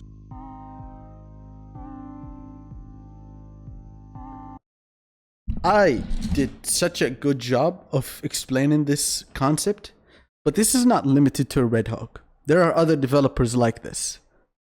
But oh man, I wish I did a better job, really, because I think there are other cases that I could have looked at of other developers, having this approach with their games, of just like taking the fun aspects and just like constantly hurting them time and time again and clawing away at them, and it's sad to see. It's just sad to see. Dear Red Hook. Yet another abrupt cut. Because, this one, though, is different. This one's different. It's not like I lost it and had to abrupt cut out of the video to get to, the point or something like that. This is just like a regular segue, I guess. Hook Studios. You put 2 in the name, but forgot to put 2 in the game. I figured... So... Okay, despite all my hatred for the game and what they did with the game and what they did with the $25 that I gave for them, I don't want them to be harassed. So I kind of expected this part of the video to be clipped a bit, and I wanted to at least have something professional. I couldn't really keep it together for that long, but hey, I tried. ? It's not a sequel, it's a spin-off game, and you already scammed me into buying it. So please, let me have some fun. Let me play the game without arbitrary limitations, and the next time you make a roguelite, let people enjoy it the way God intended. A power fantasy with way too many layers to keep track of, but when I manage to, I win. And the next time you want to discourage stalling as a strategy, which I can understand, stalling isn't exactly a fun strategy to use, please instead... I can understand why they wouldn't want it, because it isn't like a fun way to play the game, but it was a necessary evil, because on average you took more damage than you were able to heal or handle. So the only way you could balance that out or survive really was by buying yourself more time to be able to handle it. So stalling was a necessary evil. It became the way to play the game for any sort of like optimized way of playing the game. It's sad. Sad. Consider allowing for a more... How is it mostly positive reviews? It's on the edge. It was teetering between that and mixed for a very long time, and I think it crossed over to mixed for a little bit. Viable and fun-oriented strategy and or design, rather than limiting the hubris of the human mind using arbitrary. Now, I'm not superstitious, and I'm not a licensed therapist. I lost the license the moment I booted up this game because I needed a therapist from playing it. But if I was a therapist, I would diagnose Red Hook Studios with the big stupid syndrome, because they then put in 2 overpowered characters that more than overshadowed any other character in the game. Go look up guides on beating bosses. The overwhelming... Yeah, if you go look up guides and you just see what their like hero pick rates are, Plague Doctor, Man-at-Arms, man, everywhere. Chapter 2, there's a lot of healing. There's a lot of Highwaymen, which makes a lot of sense, just because the gimmick is all about hitting rank 1 and rank 4. So it makes sense to have those 2. But, Plague Doctor and Man-at-Arms are still some of the top choices, regardless of where you look, really. And then there's the very end where they are just the heroes to choose. It's insane. Overwhelming majority has a Plague Doctor and a Man-at-Arms on I don't think I have much more commentary for this section, so I'm going to speed up a little bit. Team. And so, just as history is inevitable, Red Hook Studios... I saw this gif in, well, not Red Hook. I put Red Hook there, but I saw this little animation in a meme channel somewhere. I never found the original creator. Evil gaze would see resistance from the people and from the developers themselves, because for whatever reason they decided to give the most overpowered healing ability to a damage dealer. That's right, in Darkest Dungeon 2 they said fuck it, the best healer isn't just a damage dealer, but it's also a doctor. They say an apple a day keeps the doctor away. Quite the stark difference that the consumption of an apple can do to a man. You can tell they took some when they were making the first game, because in that game, the doctor did no healing, only damage dealing. Then as the apple was slowly phased out of the diet, they made the doctor not just a good damage dealer, not just an overpowered healer, but also a really good tank, given enough beer and homosexual tendencies. They like to lie to you in this game, saying shit like healer in the tags of the characters, but there should have only ever been 3 tags in the entire game: defective, viable, and Vestal, introducing the most overpowered I meant this section as like a bit of a criticism towards the character tag thing, because sometimes it's meaningless. But yeah. couple other characters. I typically use Yellow Highwayman because he has the only ability in the game that can deal with enemy critical tokens. The most annoying part about enemy critical tokens is that they gave you stress. Some enemies were able to do a lot of damage with it, but for the most part, it's the stress.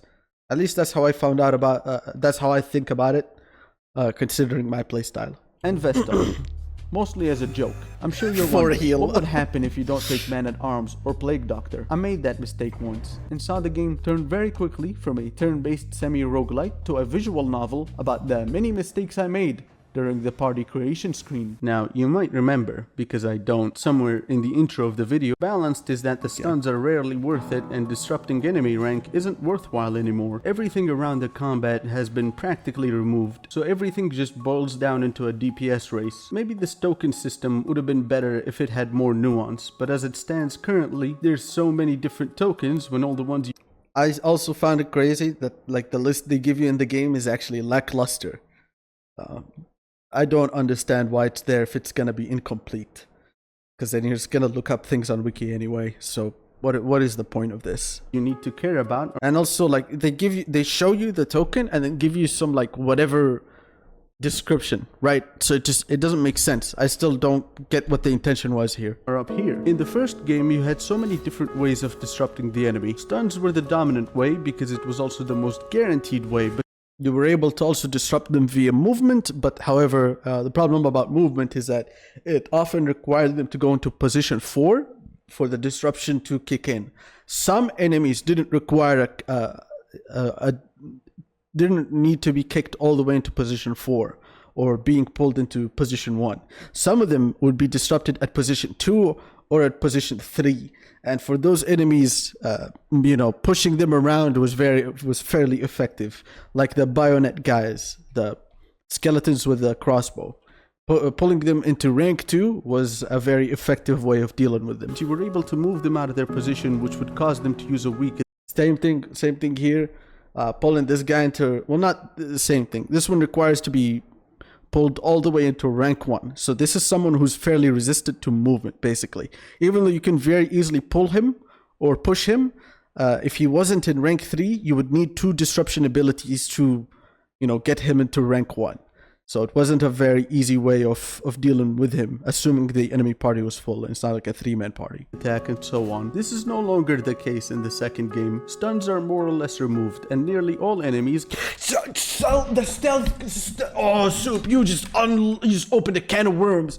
Yeah. So there is an entire category called stealth for the stealth token, but it's meaningless because it's actually a positive token. So there is a category that means nothing, because like every other category has meaning, right? Special is special. Unique is usually like some sort of currency for the enemy to use. So controlled. Actually, no. Special is just a buff or debuff as well. Okay, never mind. I don't know what they're talking about. Anyway, it had like a different way of operating, right? Where like unique was specifically unique to a mob or a boss or a hero. It was something that you can only see happen with like one type of enemy or something like that. Something similar with special in that it is a source of continuous buffs or combo, which is either a buff or debuff depending on whatever's happening at the time. It's a debuff. It's always a debuff. Excuse me. And then other is only there as like a way of immunity from things that interact with everything else, which is weird because unique does not interact with anything else. So they probably should have just made this unique, but that's that. Anyway, stealth is the only one that has its own category for no reason, because it's actually a positive token. It functions as a positive token. When you use anything that, interacts with positive tokens, it will also interact with a stealth token. So why is it a stealth category for the stealth token? To stealthily fuck with you. That's what it... I'm moving on. There's so many different tokens able to from any position. Once again, this is the dangerous enemies. They tend to have increased stun resistance too. It's like they want the game to Yeah, so this is a crazy thing. You needed at least 2 movements of disruption that were usually a weak ability to stun something, and then in the end, it can also be resisted, and that's assuming they don't get their turn first. So the amount of hoops you had to jump through just to stun once was crazy. And the fact that it can be resisted in the end is double crazy. Be nothing more than a DPS race. The evil gaze of Red Hook Studios had struck once again. This time it targeted the design of the game. Studio wanted them to have one more core class. No, the people behind the game just didn't have a solid foundation for the game. And that's why like the game itself is not very consistent. It's because their way of thinking, their way of interpretation, they didn't really have like an index, so to speak, something to like keep going back to. They don't know what they want to do. So you can see why like the way of thought for them kept changing. And this is a fairly common item you find, and it's very usually useless. It gives you 25% death blow resist, but honestly, it should have given you death armor. Like, the token is in the game, so why it doesn't give you a death armor token, I never understood. The function is there. Just give him that instead of a... I better move on before I explode. The token system may feel better initially, but the novelty wears out. Okay, let me explain what I meant by this. Initially, when I started playing the game, I felt like the combat was improved, but I didn't like how combat was prolonged, because I ended up doing the same things for a prolonged period of time, basically. Everything's like way tankier. And like the pace of battle is slowed down greatly. In the first game, you were able to just kill someone right away, turn 1. In the second game, that's not a thing anymore, which is fairly sad. It felt better when they removed, like, you know, dodge, percent chance and all that, but that is a novelty that wears off, sadly. Not quickly enough when there's no room for varied playstyles, and when the way you play the game is fairly repetitive due to the lack of meta progression, so there's the strategy doesn't shift in the same way that it does in the first game. You end up having a repetitive roguelite. A repetitive rogue game. That's insane, because like rogue games are all about the repeatable, you know, playing the game repeatedly. And for it to feel repetitive, that just means that they failed at that aspect. And I think the player counts also reflect that to a degree, very sadly. Player numbers reflect this too. You're forced into a DPS race through and through, and if you don't... Yeah, DPS race. So DPS race against bosses in the first game was also like a fairly dominant strategy. This is again because of the idea that you, generally speaking, would take more damage than you were able to handle. This was especially true with bosses, who would usually overwhelm you with whatever their mechanic was. So the more dominant way to beat them usually was just by shitting out damage and killing them before you have to deal with the mechanic. However, some bosses, you couldn't do that. So the first example that comes to mind is the anchor, the drowned, what's it called? The drowned crew, something like that. That was a game of sustain. So if you weren't able to out heal or like, you know, keep up with the damage that the boss was doing, because the boss doesn't do too much damage, but he survives for a very long period of time. So it's like a fight of maintenance, effectively. My throat is dying. Like it, go play the first game. That's a sentiment I've seen get relayed quite a lot in the reviews. So I started making this section of the video, I think like sometime during the creation part of part 3, where I was starting to read like a lot of game reviews, and a lot of people felt the same, that like DPS race is a little too dominant of a strategy.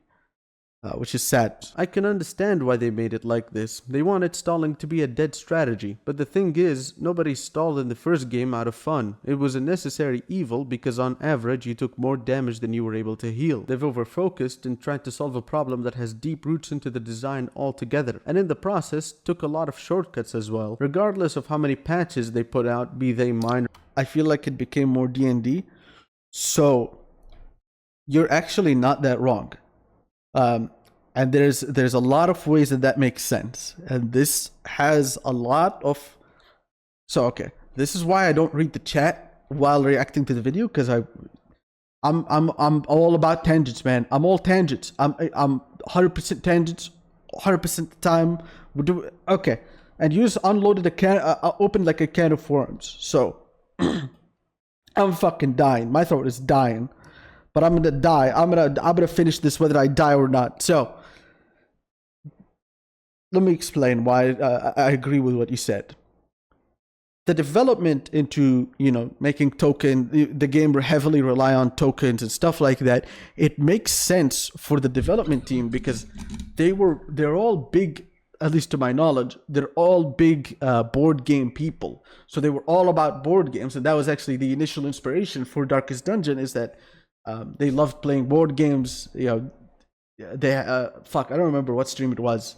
I might even be making it up, but they liked board games, man. They had a bunch of board games laying around and shit. And actually, at some point as well, they licensed a company to make a Darkest Dungeon board game. And to my knowledge, the company went to shit. They filed for bankruptcy.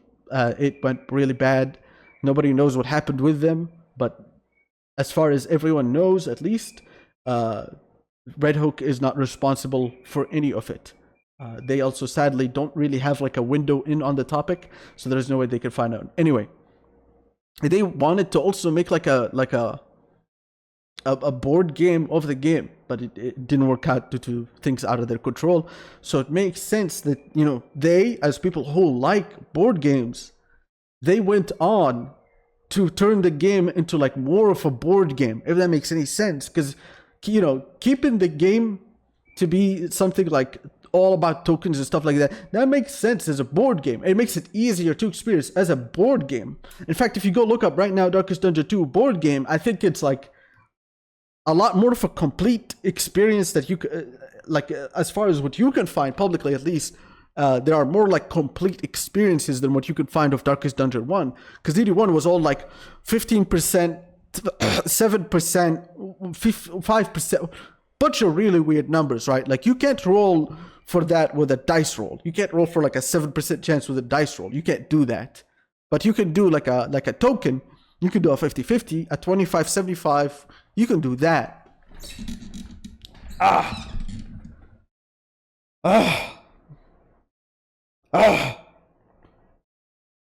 Okay. Major, there's nothing that can fix this aside from a categorical overhaul, and we will explore that a bit. Here we go, opening like another can of worms. Okay.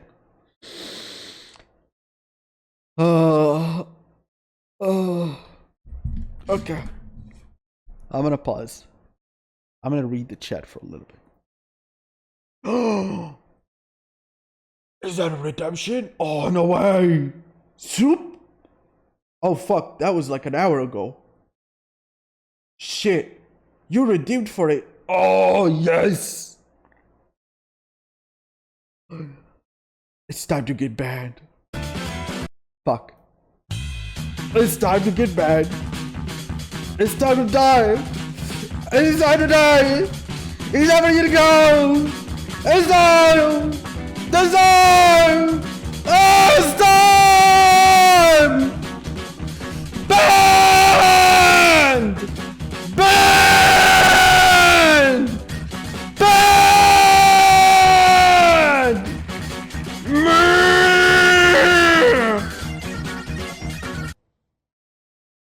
My voice is dying.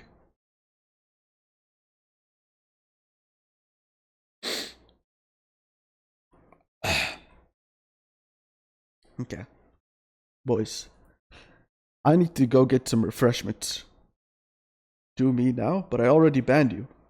What? Wait, you redeemed? You redeemed? Oh! Oh! Oh! Get out of what? Again? Again? Fine! Fine! You're just gonna get banned anyway, so it doesn't matter! Banned! Banned! I'm gonna die.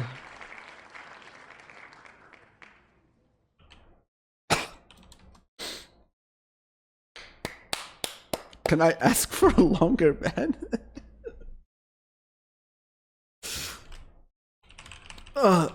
No, bro, you gotta pay to get banned. What are you talking about? Okay, look, boys.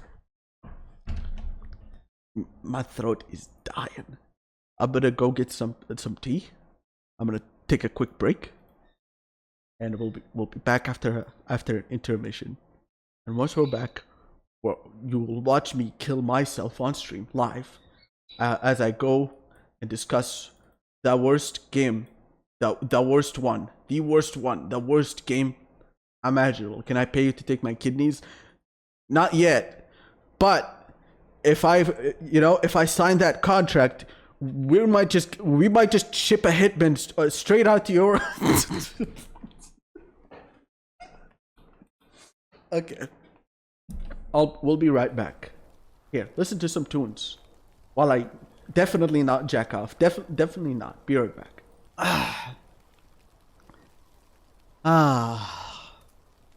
Much better.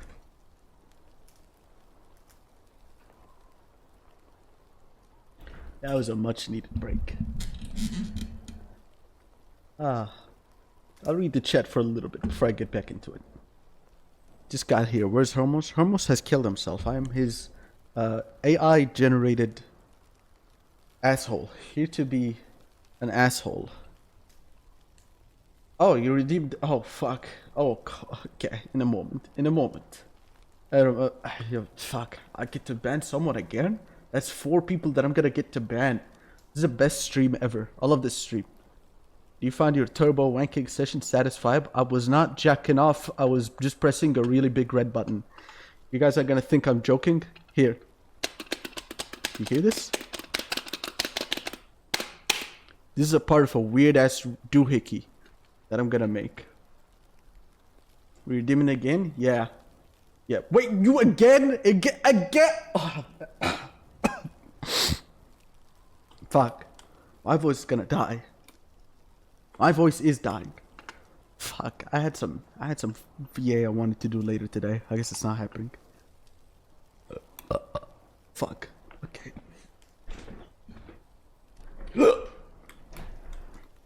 How do we know your dick is not button?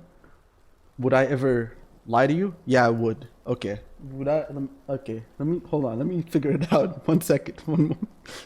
Would I ever lie to you about pressing big red buttons? I wouldn't lie about that.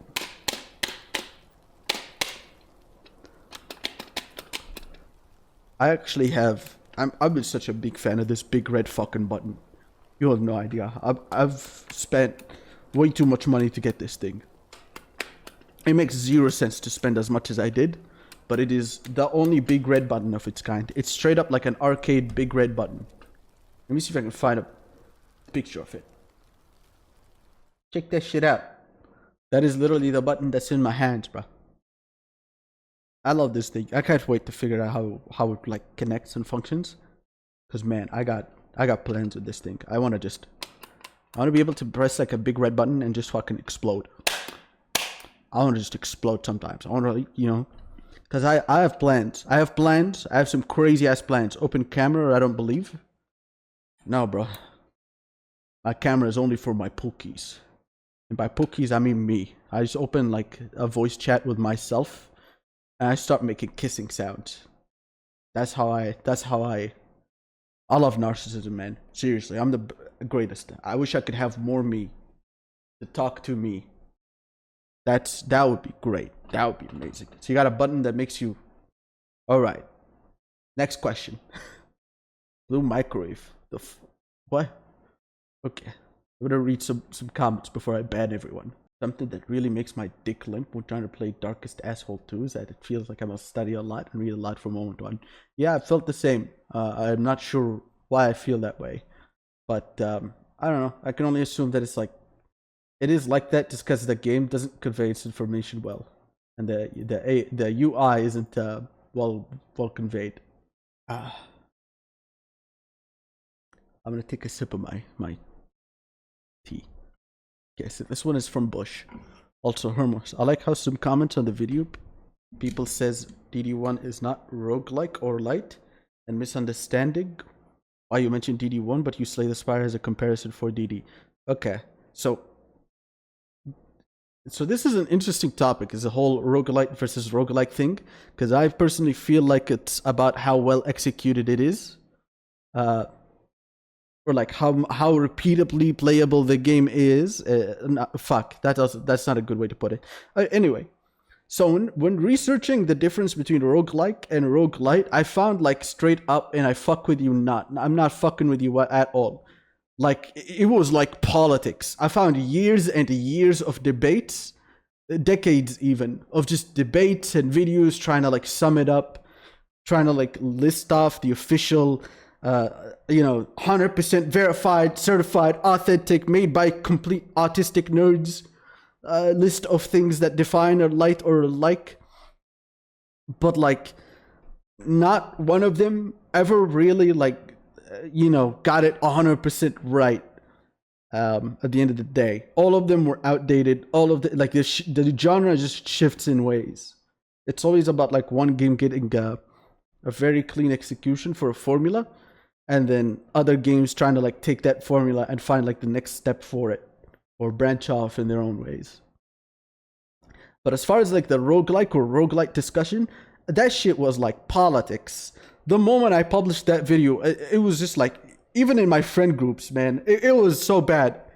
I was getting, I was immediately like getting pinged about it. I was getting DM'd about it. I was getting fucking emailed about it. They'll say, no, you're wrong. And then the other person said, no, you're wrong. And the other person said, no, you're wrong. And I had a friend who rejected the notion that rogue has any meaning other than like replayability, which I found to be disagreeable with. But I found, it's interesting that like, at least as far as like the term roguelike and light, everyone just disagrees. It's so strange. For me, I feel like it's a spectrum about like how many like things there is versus light. Because like you can have upgrades, you can have, unlockable stuff, but if it doesn't affect the gameplay that much, for me, I can consider that a like. But that's just one element of what I consider to be a roguelike. It really is like a bit of a rabbit hole that you get into. But I personally, at least, felt like Darkest Dungeon 1 was a roguelike. That means short and not mechanic heavy. I feel like that too. Explain the relationship math to me. You don't want to know. Hell, Harmos, I'm actually half gay, so if you ban me, you're gonna be gay and a half. I mean, not that there's anything wrong with that. After all, I love my men friends. Sorry, I didn't mean to. I did. Hold on. Wait, chat. No, I didn't mean to say it like that. I meant. Okay, moving on. Fuck. Where is my ban? Okay. Is your ass a lawnmower too? What the fuck? I've been subscribed for 19 months. I'm still not invited to self-kissing Discord call. Have we ever VC'd, Lessor? I've known you for so long. Fuck. We don't chat too often, but like you're from the old days, aren't you? Goddamn. You're from the Warframe days. Way before, maybe even like before the first Kuva video ever. IMODD1 is way more of a roguelike because you can lose shit. I also felt like that. Permadeath is a very big aspect of roguelike, or like classic rogue. But it's also, I also find it interesting how like the definition of roguelike and roguelite has mutated so much that there now exists a third definition called a traditional roguelike. I found that to be very, very interesting. All right, that's enough for the break. Kiss a homie? Yeah. Kiss your homies. Not clipped and archived? No, I didn't. Okay.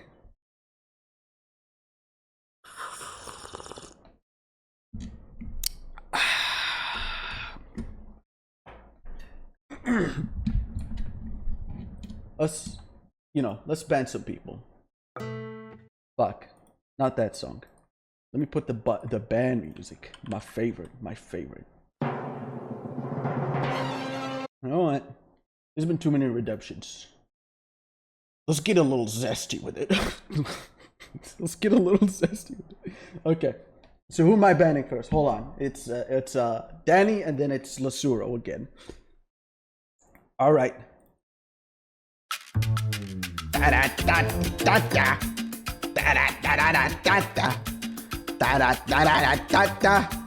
Yo, that's gotta get fucking banned. Oh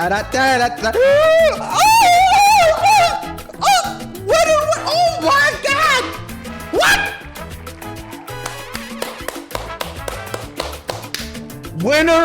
Winner, chicken dinner. That little fat. I almost got banned, brother.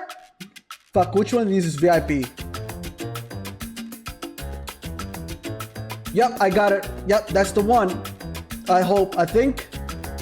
Yeah, okay, he has. Congratulations! VIP! As for you, Lasuro, it's time for your ban, bro. It's time to. Man, you keep getting rerolls. What is this shit? Fucking Christ! I said get banned! Banned!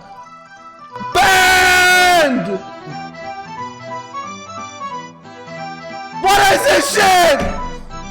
Get banned! I said banned! What? Fucking! I'm going to ban you for real! I'm gonna ban you for real! Fuck! I gotta. What if? Okay, how many rerolls did he get? Whatever, man. I'm banning you for a year. Jesus fucking Christ! Never come back here ever again. Fucking shit. Bye bye. Wouldn't want to be here. This want to be banned. What the fuck? That's fucking nuts. I gotta believe that he's gone. He's out of here. What the fuck was any of that shit? Anyway, congratulations on the VIP, Danny. That means you could. that means you can now join the server. You now have permanent residence in the server, if I remember correctly. Do I remember correctly? Fuck, I don't remember correctly. Does anyone remember? Anyone remember? Was it basic VIP or was it prestige VIP that gets entry? Fuck, I don't remember. I'll figure it out. But if, hey, in the case that it means that you can join the server, and also DM me your, tell me who you are. Tell me that it's the right person, and I'll figure out the role giving. The fuck is the difference between the two VIPs? I have no idea. Let's find out. Oh, I think it's like VIP super mod. Is that what it is? Let's see. The specified user is not a VIP of the broadcaster channel. So you have to be a VIP. Okay, so give it a moment to load. Do I just have to refresh? No. He's already a VIP of this channel. That's weird. It doesn't say. Oh, okay. Then I give it. You're moved as a VIP of the channel. So what are you now? So is this not a VIP of the? Okay. Yeah, I don't know. No clue. I haven't. Yep, that's your name. Yep. Okay. They added mega gay roll. Maybe, man. Fuck. Oh, okay. Back into it. Right, where did we last leave off? I don't remember. Probably as a trauma response. Let's check it out. So, to serve the purpose of an ultimate understanding on why things went sideways, let's talk about one of the most important and run-ending mechanics of Darkest Dungeon 2. Gay porn. Oh! Oh! The relationship system was initially the main. Oh my god! Of the looking up old examples of how it used to exist are crazy. It's crazy. It's so crazy. Oh man, maybe it's just best left in the past, man. I don't know how that shit made it into the game. game, but when they realized that selling homoerotic Lovecraftian fanfictions as a turn-based pseudo-roguelite might not be popular on the market, they slowly patched it across the years to be more low-key. Now, instead of an 11-minute unskippable cutscene of Highwayman and Crusader making out in the showers playing the moment you boot up the game, you instead get one porn magazine and 2 pieces of a charcuterie board. Man, I love me some game mechanics. This is great. This is amazing. I want to fucking kill myself. Taking inspiration from Breeders of the Nephilim, they added a relationship system that's randomized but quite heavily biased towards making everyone hate each other. Imagine yourself. So that's a nut. Oh man, I'm so mad at that. Look at it. Look at it again. They added a relationship system. So look at that. I hailed the dude who's like definitely closer to death than this guy. She gets mad at it. Heavily biased towards making everyone hate each other. Imagine yourself in a team building exercise about who could make it to the coffee machine first. It wasn't immediately clear, I love this part. but when a gun got pulled out on you by one of your colleagues in an attempt to slow you down and win the exercise, you knew that the spectrum was about to be the least of your worries. You tried to take it on a stride and make jokes about it, but unfortunately, your not so socially intelligent exercise, you knew that the spectrum was about to be the least of your worries. You try to take it on a stride. Two funny things about this. First of all, there's Black Alec. Only like one person is gonna know what that means in the chat. Second of all, and make jokes about it, but unfortunately, you're not so socially intelligent. So it flashes in the background there. This is just one of those like cursed things that happen that I'll never understand. Why does Adobe do this to me? It's a clean edit. I tried to troubleshoot it, but regardless of how many times I redo, restart, refresh, clear cache, up, down, left, right, remake the edit all together, change it so that it's like technically a different frame, so I have to redo the frame. It's just cursed. It's just cursed. And doesn't matter. It just doesn't. Who's salad ass? That's me. Intelligent co-worker didn't take it well, harboring resentment that would only reveal itself when you made it to the final boss. It's a nickname that was straight up stolen from like 2016 PewDiePie. Back when he named himself Salad Ass. Anyone even remember that? I remember that. I remember he would look at barrels and be like, barrels! I remember Stefano. I remember. Becoming an imminent and clear reason. God. I love this fucking... I love this gift so much.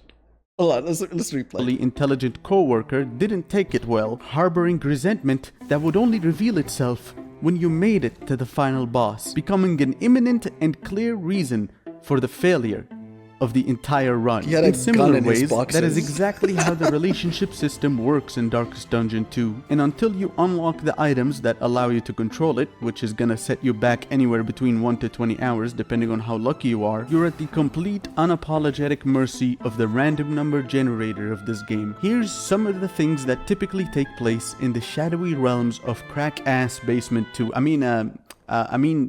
Darkest Dungeon 2. More often than not, one of the characters is gonna be a complete coward, consistently begging you to retreat at the sight of any roadside battle. So of course, when you're trying to fight to get more money, to get more buffs to fight the final boss, the scared dumbass is gonna be ass mad that you're not a fellow fucker yourself. This has its perks, meaning that you can avoid battles sometimes. Of course, avoiding battles is never good for you, but after the 20th hour of watching this wacky ass, clank ass Maserati move at a snail's pace, sometimes I really just want to get it over with. And for whatever undetermined, unknowable reason, sometimes when you go to heal or buff someone that badly needs it, someone else might get mad that you didn't choose them, even though they're He's literally like nearly full HP. And okay, and the other fucker is having a 3-course literally, and the other guy is 1 HP, bleeding, and it has like, is facing off with like 2 bleed, and they're both a 2 and 2, so they're like buffed motherfuckers. Oh man! Fully fledged conversation with the Grim Reaper itself. In most of my experience, when a certain duo hits 7 out of 20 towards each other, they start name-calling each other mid-fight, spreading gossip in the wagon that the other one has League of Legends installed on their computer. And when they stop playing the gossip game, not only do they become completely incapable of not insulting each other for 12 seconds, but they outright backstab each other mid-fight. The crazy part is that the backstab isn't even the worst part about this. this. The worst part about this is when a critical, commonly used ability becomes the center focus of the negative relationship. For example, consider the following, which unfolded in one of... Oh my god, Sanjit and Oh, I love this part so much. Dude, this was one of my first interactions with the relationship system. So when I was trying to be immersed into the game and, you know, see it as like a, you know, as a story unfolding and trying to make sense of it. Dude, this is just crazy. This was just nuts. It was crazy to see this unfold. Of my runs. This is... I don't think I had it actually recorded, sadly. So this is all a recreation and a reimitation. The comments... This is all pretty accurate, though. This is all very accurate to what I experienced. Boudica prefers to be in the front of the fight, trading hits and standing toe-to-toe with the enemy. And this is Sajid. Sajid is my favorite. I keep him around to meet a meta diversity quota. He's supposed to be a healer. He has the healer tag in the character selection screen, but realistically, he more often than not fails to heal, doing more damage to the squad than the enemy boss does. Sajid is from India, and Boudica's fourth great-grandpa was born from Pakistan, so naturally they can't go 2 minutes without shit-talking each other. The breaking point, however, was when Boudica saw Sajid perform a critical zero heal. Critical heals are supposed to double the amount of healing done. However, it's 150%, not 200%. I think the game gives you misinformation about it somewhere in the tutorial, though. That or I made it up, I'm not sure. 0 times 2 is still 0, effectively accomplishing the equivalent of watching paint dry on 2 times speed. Boudica, upon seeing so done, wait a minute. However, I just 0 realized times something. 2 is still 0. Wait a minute, I just realized something. This is a 10 hours video of paint drying. 6,000 people dislike this? Who dislikes this? You're watching a video, the video literally says 10 hours of paint drying, and you open it, and it's 10 hours of paint drying. What do you want from the guy? What is your problem? He's literally watching it, but the thing does what it says on the label. Where's your problem? I gotta go find this now. Hold on, everybody, give me one moment. I gotta 10 hours of paint drying. Let me fucking find this right now. Alright. So fuck, that screwed up my ears. 6.7. People are still disliking it. It got 200 more dislikes. What are the comments saying? Jesus, like watching paint dry. I'm gonna just drink milk. I was sorry, not milk, tea.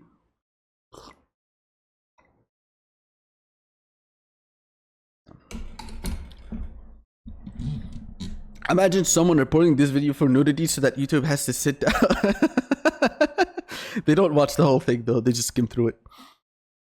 The production value is very high. The production value is it's literally what it is. It's just paint drying, bro. What do you want? I feel like the main character was a little two-dimensional. Bit of a trip. The fact that we willingly searched for this. Yeah, and some people disliked it. I need to find someone who dislikes this video. No ads for... Damn, this is a down video, no ads. Crazy. Okay.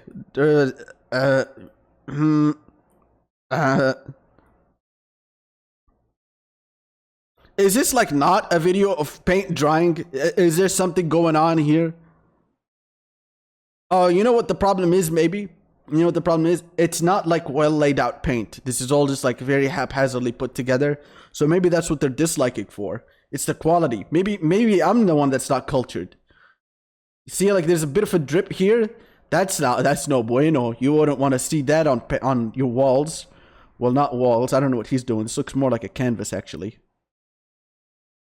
Yeah, I don't know what this is. Fuck, it's fucking loud. Jesus Christ.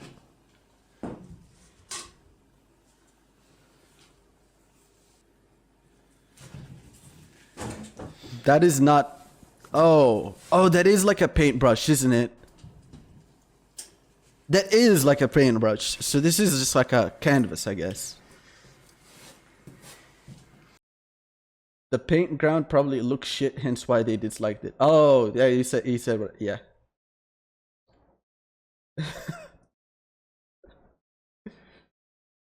Or the paint job is off, yeah. Yeah, that's a canvas, but if I see paint laid down in that shitty way, I'm disliking the video. I will hold no opinion. That at least seems like a logical thing to do. Wait, is this a sequel? Oh no, it's just a dude. They're competing with each other. There's 10 hours of paint drying by My Abridged, which has 2 million views, and there's 10 hours, and then there's paint drying 10 hours, which has 960 views. Oh, it's a playlist. Wait, what is that? What did I see there? Wait a minute. I'm pretty sure like it was a playlist. Hold on. When I pressed it, something weird happened. Is this just part of the new laggy UI or what happened there? Oh, never mind. I think it is just part of the weird new UI that they do. Okay. So this seems like he's got like a way with it. It still looks fucked, but oh no, that is bad. Is he gonna try to fix it? Nah, it looks like shit. That looks like shit. This one has a better dislike ratio though. Let's fix that. Make it the same. There we go. Okay. All right. Enough of sequel. That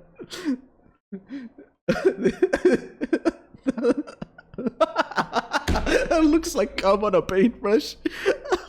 Effectively Okay, back to the video. accomplishing the equivalent of watching paint dry on 2 times speed. Boudica, upon seeing such an extreme level of incompetence, became Yeah, it almost looked good, didn't it? He had like a way with the brush. He was swiping in the same direction, so it looked better. Then he envious of Sajid. Whenever Sajid performs a pseudo heal, Boudica enviously asks, "What?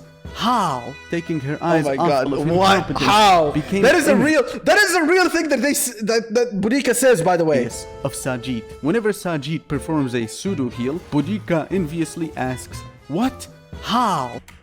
That's real. That's a real thing that she says. It's crazy. Taking her eyes off the enemy to watch the pseudo heal take place, causing the next attack to have a reduced chance of landing. On the opposite end, Sajid, whenever Boudica catastrophically body slams the enemy, thinks to himself, "God." So this one is not real, but but I love thinking that it is. I wish that was me, and gets a little stressed out over it. By the way, I'm dead serious. According to the relationship system, this all canonically happens in the game. And now for a positive relationship God, example. yes. 2 men alone in the shower Yes. complimented each other's balls. Man. And from there, a death I'm not gay, by the way.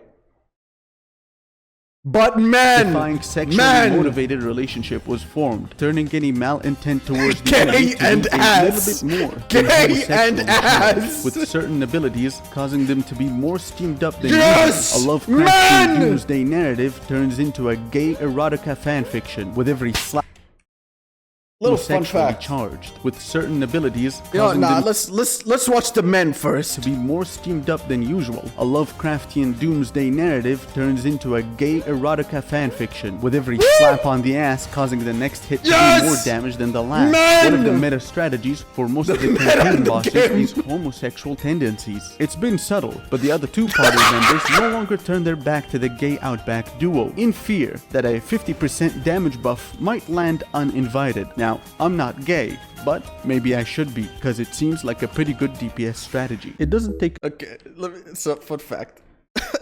one of the meta Find it. strategies, a Lovecraftian doomsday narrative turns into a gay So you probably are familiar with this clip, Gachi Muchi, Gachi something. It's okay. I'm not gonna give an introduction. Anyway, I had to go find the original, record like the original full video, because like every clip that I could find of this, it did not survive the test of time, man. I couldn't find many like good clips, so I had to go find the original. I couldn't find the original, so this is like a highly compressed version of the video that I had to go out there and watch like an unholy amount of just like very clearly gay porn. Not that there's anything wrong with it.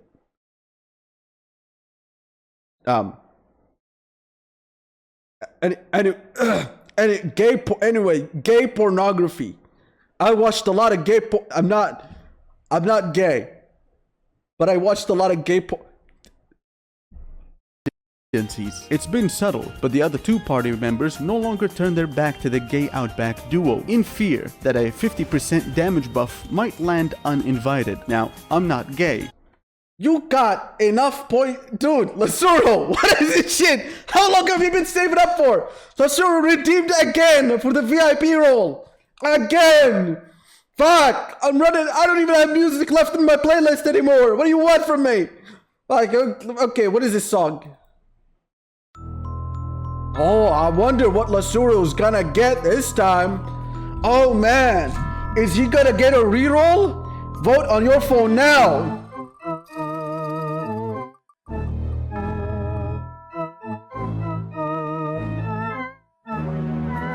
I'm just glad you didn't get a reroll, man. Can I be honest? Can I be real? There you go, man. There you go. Congratulations, bro. You lost for like the 12th time on a row. That's nuts. That's fucking man. Fuck. Hey, thanks for tuning in, though. Thank you very much. You are incredibly lucky or unlucky. I'm not sure. You got a lot of rerolls today. That's fucking crazy. Anyway, I don't have any music left in the playlist, so we're just gonna keep going. But maybe I should be, because it seems like a pretty good DPS strategy. It doesn't take a genius to see that a system like this is a step away from a Lovecraftian narrative. Lovecraftian stories in general are meant to be about a hopeless situation, about the fear of the unknown, about second-hand accounts of people who experience the indecipherable, the ineffable, the transdimensional. But when the team keeps flirting in the middle of a run, well, it takes you out of the immersion and takes a step closer to being a comedy game. It's not necessarily something I dislike, but as you've seen so far and eventually will, there's a lot of additions that just don't fit into a game like this. I feel pretentious saying this, but it genuinely seems to me that whatever the creative vision was for the game, it wasn't well thought out. I have to say though, the design choice to have it so that the relationship system is outside of your control completely until you unlock the items that allow you to try to control it after 10 hours or so of gameplay, and that's assuming you're lucky at the slot machine. It's just a terrible idea. The relationship system is just too biased.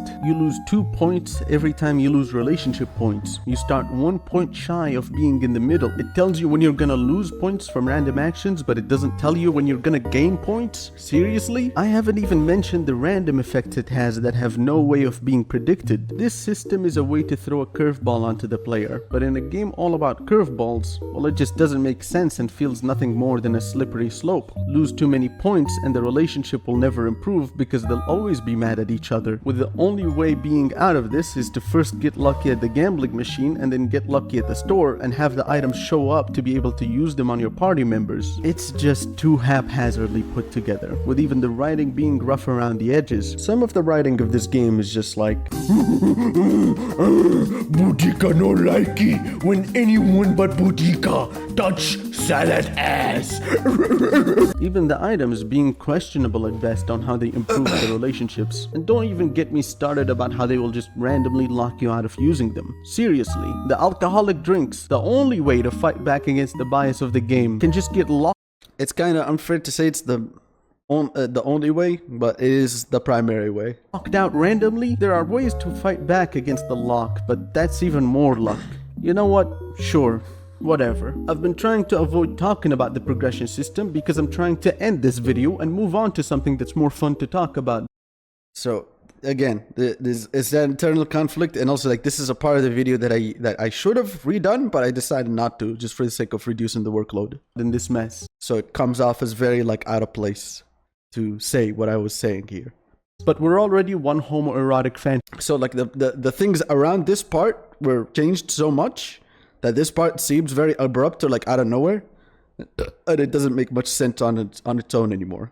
Fiction in. So why not go the 9 miles? So now I'm gonna talk But about still, it's a way to segue, so something that invokes a trauma response every time I interact with it, because right after I make the mistake of choosing anything that isn't Man-at-Arms or Plague Doctor, the next 2 hours of gameplay turn into a very long-winded, unskippable cutscene that leads me directly to it. The Altar of Hope and the progression system of this game.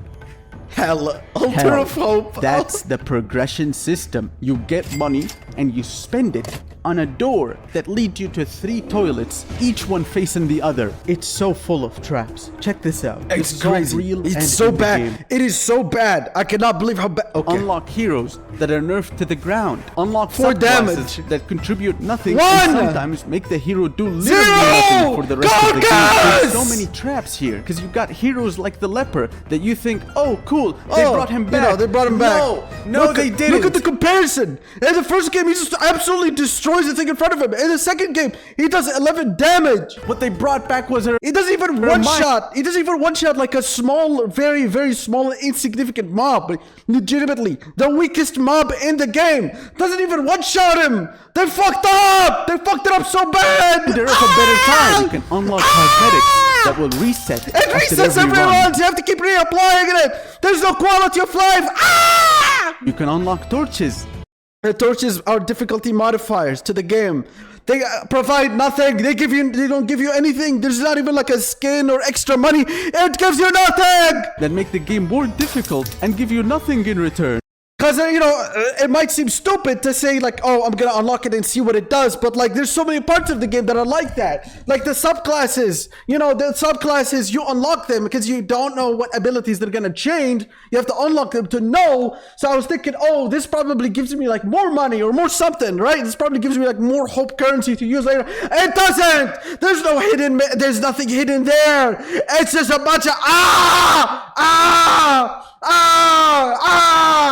You know, while the narrative of the game focuses on the mistakes of the protagonist, I'm starting to think that the design choices for this game might be an allegory for an abusive. There's a special skin you get when you beat each act with each flame?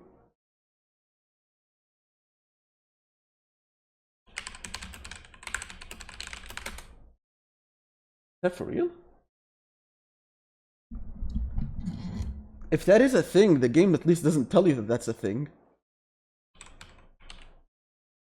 Exclusive stagecoach skin, infernal vitrine. The fuck is a infernal vitrine? Infernal vitrine. Okay, let me pull this on screen. The game tracks every successful infernal torch run per act in the infernal flame vitrine. This is located in the Wainwright. What?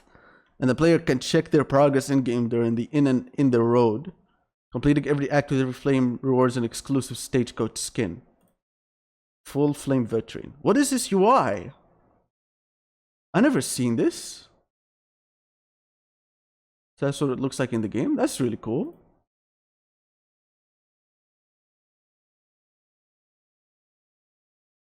I never seen this.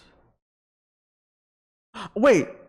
So you have to do a successful run in every chapter with every torch? So if you do like the hardest one, that wouldn't like auto-complete all the ones before it? So this is like, what is this? 3, 6, 9 runs? 9 times 5. What is 9 times 5? 45? Pretty sure it's 45. It's the halfway of 90. 90 divided by 2, 45. Yeah, it's 45. So that's 45. So that's 45 runs. 45 runs. Say the average is 3 hours. It's a little bit less for the first chapter, but fuck it. Let's say 3 hours for every run. So that's 3. So if you're winning, if you are winning every single run, that is a total of 135 hours, excluding the hours the time you beat the game without any torches, because that doesn't count. So that's 135 hours minimum to. Sorry, I guess like a little bit less because chapter 1 is shorter, I believe. So if you're winning every run, it would be less. I guess it would be like, what would it be? So it would be, let's say 2 hours for chapter 1. Maybe like 1.5 to 2 hours. Let's be generous. Let's say 1.5. So 1.5 times 9, 13.5. So that'd be 13.5. So 9 times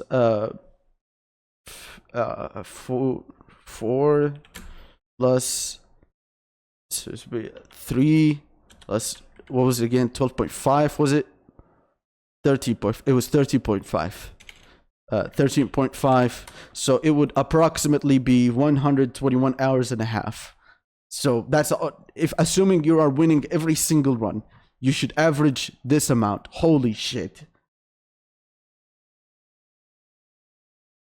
You expect DD2 to tell you shit? Damn, man. I don't know. You're right. Shit. Just do it one darkest dungeon hours of grinding, clueless. Gang, you are not beating the Bastards Vegan or Stitch's Flame first try. I wouldn't try. There is no reward for doing it. And I assumed, of course, it's difficult. I didn't really keep looking once I realized, oh, there's actually no reward for doing this. Well, I guess there is a reward. The game doesn't tell you. It says this screen is bugged, but I'm not sure how. It says it right here. Stagecoach screen. Bugged? Question mark? I don't really understand how. Bastards Beacon. Enemies have a 100% chance to be ordained. Oh my fucking god. So every enemy is ordained. Layer bosses are always ordained. Wonder bosses have increased chances to appear. Of course, it doesn't tell you the chance. Confession bosses gain unique buffs. What does that mean? That's very interesting. So all enemies ordained and then 3% extra chance to appear. Okay, so it's like a significant amount of chance. Confessional bosses gain ordainment buffs. So they actually they become ordained. That's a little fucking nuts. And also unique buffs. So what does that mean?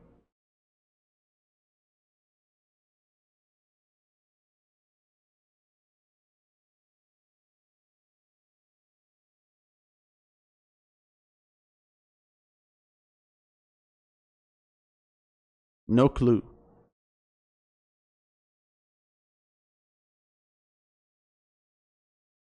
I believe this is just ordainment. Yeah, this is just the different ordainment buffs. Bastards Beacon. It's just okay. I'm probably like, what was it again? Is this like the wrong wiki to go into for this stuff? I don't remember. Anyway, okay, that's very interesting. I didn't know about this. Read effects of those two flames. Yeah. This just this alone seems pretty crazy. So the boss, the confession boss is gonna be ordained. Jesus Christ. Minus 33%. What? What? Plus 20 traveling flame drain. I mean, that's just, you know, by the torches. Enemies gain. Wait, so every enemy now has death armor? That's a bit annoying. Champion enemies have increased chance to appear and will appear in all regions. Doesn't that also technically mean increased chance for unique loot? So that's interesting. At various flame levels, heroes gain plus looted relics and baubles. Oh, that's very interesting. On meltdown, gain negative tokens. That's annoying.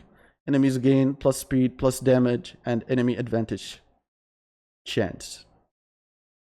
That's very annoying. Because like the way speed is already balanced. Well, I believe they rebalanced it. But at the time that I was playing it, Ordained gave a speed buff as well.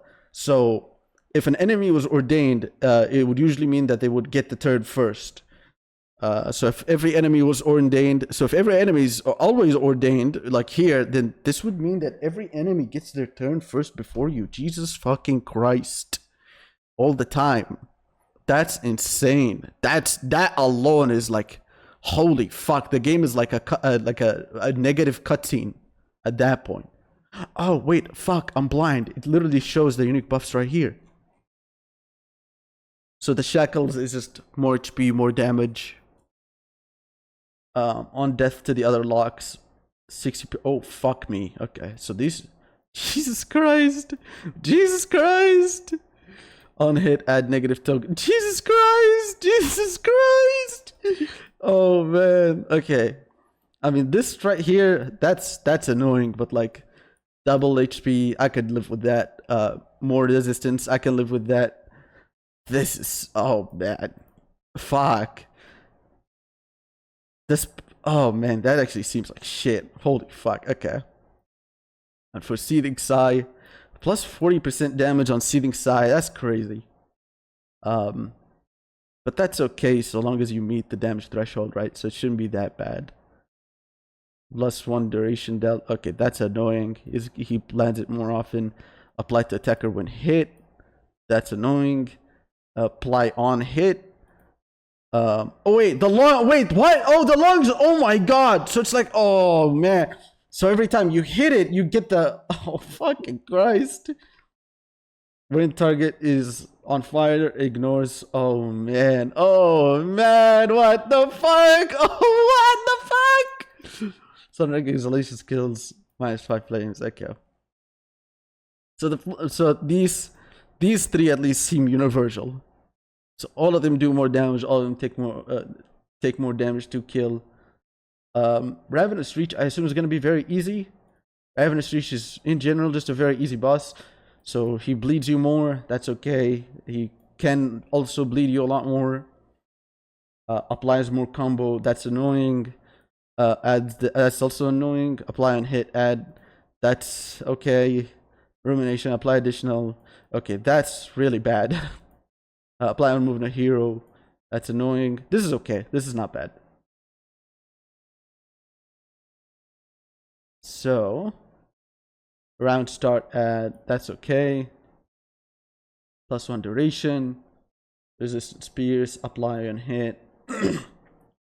Gastric juice skills add. Gastric juice to target adjacent target. That's okay. That's ouch. Transfer all negative tokens on melee skills. Wait, I don't understand this. So if the enemy uses a melee skill, it also transfers all their negative tokens to the enemy, to my people? Question mark? I don't understand that. Phase 3. More damage over time. Here's specific specters. Apply on crit steal. Apply on hit. This is okay. This is okay. So chapter 4, chapter 5 is okay. I don't really understand this, but it sounds like it could be annoying. Other than that, these three seem problematic. I'm not sure how this boss could be more problematic, in all truth. Blind crate, steal all positive tokens. Oh, ouch. Yeah, that sucks. I guess like the way for him would be to blind him. Glower, apply additional. That's annoying. That's cancer. Behold. Skills ignores and removes all stealth tokens. I think that's a stealth token. I think that's the icon for the new stealth token, because they changed it. So they removed the stealth category and turned it into a positive token, which is already what it was. It's just labeled differently. Suppress skills, transfer all. Oh my god. What the fuck? What the fuck? That's so shit. Me watching Spectres hit my PD for 9 dot twice in the same run. Holy shit. That's crazy. Oh, wait, fuck me. So it rolls for all these three. Oh my god, okay. So it's like a 30% chance to apply. And you landed the 9 dot twice in the same turn? Oh my god. What the fuck? Oh, wow. Oh, okay. So this can absolutely explode in your face. It's a low enough chance that I think you could just burst it down. But man, you really could get nuked, can't you? Holy shit. Okay. Alright, back to the video. That was very interesting. Relationship, because even on a successful run, which will set you back a good 3 hours, you will get a total of 50 candles and a sober reminder that some people paid $40 for this game. Half the shit in this game requires the candle currency in the hundreds. You can beat the entire game and still not have half the things in this game unlocked. When combined with the fact that the only consistent way to handle the relationship system is by gambling away at the gacha machines to unlock the few and only. Yeah, Darkest Dungeon 1 is like that. I had moments on the streams where I was just like, I was really doing well, and then a crit comes out of nowhere, and then it was like an unlikely roll, but she gets the person who got critted gets first turn, and then they die to the bleed. And then I'm just sitting there. I'm just like, okay, I guess I'll just go fuck myself then. I don't know. The game is like that. Sadly, it is a byproduct of what they did. I wish they added some sort of RNG protection. But yeah, they've already moved on, sadly. Only items that allow you to reliably control it, and then have them not show up at the shop. Welcome to the scammed group, Poland. How you doing, man? on a run that's about to reach a boss, you have a recipe for a mostly positive rated game on Steam that's 5% away from a mixed rating. About 90% of the items you unlock are gonna be hot garbage. We're talking 10 different versions. Okay, I think this is the third time I repeat myself, so it's a mistake to make this. The same trinket, 3 versions of every other trinket, 3 versions of every trophy. So I'm showing you my library here, and it doesn't show you the item until you obtain it for the first time. And the reason I say ignore this one is because I think this is the fish boss, and I don't like doing the fish boss. So, and it's not like I ever need to do him, because I already know how to do this guy, and I already know how to do this guy. So it's just like, I can just do the same thing over and over again. I don't need to learn the others. And I think this is the one of the fish trophies, because I've only ever killed him once, I think. And 9 So I only ever got one of the trophies. reasons why I should have stopped playing this game forever ago. Not to mention, you have to unlock hero skills by finding a shrine by pure luck out in the wild. It's mixed now. So they did an interesting thing called the steadfast something update, the steadfast update, something like that. And it features quite a bit of overhaul to the game, which is interesting, because on one hand, the game definitely needed some fixing, some changes, some reworks for sure. But on the other hand, it's like 2 years. The game has been out for 2 years already. So making those changes is not fair to the people who had bought the product and liked it as it once was before. So they made the same mistake effectively as they did in Darkest Dungeon 1, where they came back after a very long time of the game being out, and they just started making like very massive, like just major changes, major redos. Too late, too little. Yeah. Well, maybe not too little. I wouldn't know as far as the steadfast. Okay, there it is. Steward's steadfast update. Oh, sorry, steadfast Steward's update. Was it always steadfast Steward, or is it Steward steadfast? Oh, whatever. But yeah, they like, it takes a very long time, and like people like the game and want to play the game for what it is right now, and or at least like the people that are interested in it for what it is. For them to just like come out of nowhere and make these major changes is like it has the effect of change, and change isn't comfortable, but change after things have settled for a very long time is especially uncomfortable, and that is just like a sad byproduct of what they do. Is this It's the second time they make this mistake. They did it with Darkest Dungeon 1, they're doing it with Darkest Dungeon 2. Now, as far as the contents of the update, because I don't want to go ahead and say it's a bad one without taking a look, I wouldn't know.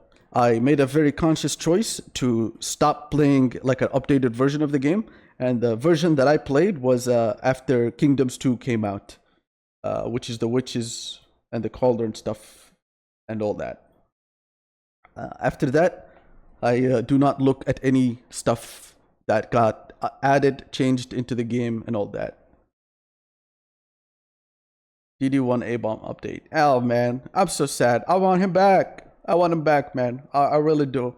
I loved him when he was just an OP powerhouse, because like the amount of stress he outputs makes it very hard for it to make sense. Otherwise, to use him without like a jester on the team. And oh, thank you, Jakov. Oh, shit, man. Take me by the hand, lead me to the light. I forgot to unpause the That alerts. you understand? Oh, shit, man. Thank you very much. The Congrats. She's AFK, so she's not gonna get that. Oh, nice. Oh, shit, man. Welcome to the squad. All right, you've enjoyed the VIP privileges. You lose them now. Fuck. Anybody know how to un-VIP someone? I never did that before. Oh, okay. So the red diamond is to remove the VIP. Okay. The stress isn't that bad. It's like 6, which gets stress. I still don't like it. I run a lot of plus stress stuff, so I don't like it.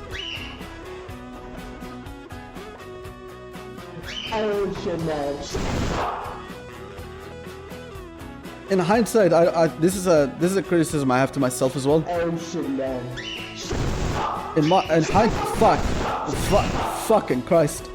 In hindsight, it's not as bad as I remember it, but I still don't like it. You understand? Because I feel like I have to run Jester with it every time.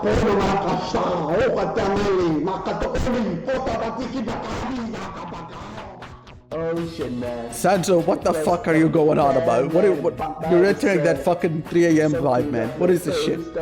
What is this shit? Clicks looks like dicks. Oh, it does. Oh shit, man. Because this is Lucy Burnett class for. It says 8, but it never does 8. I don't know if anyone else noticed that. Am I just going insane? I might be going insane, I don't know, but... Fuck!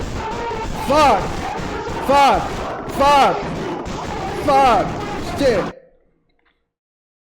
It's more about his damage not being amazing since he can't hit rank 4, so often you just bring someone like GR, Highwayman. GR, what's GR? GR. Grave Robber. Grave Robber. Oh, Grave Robber.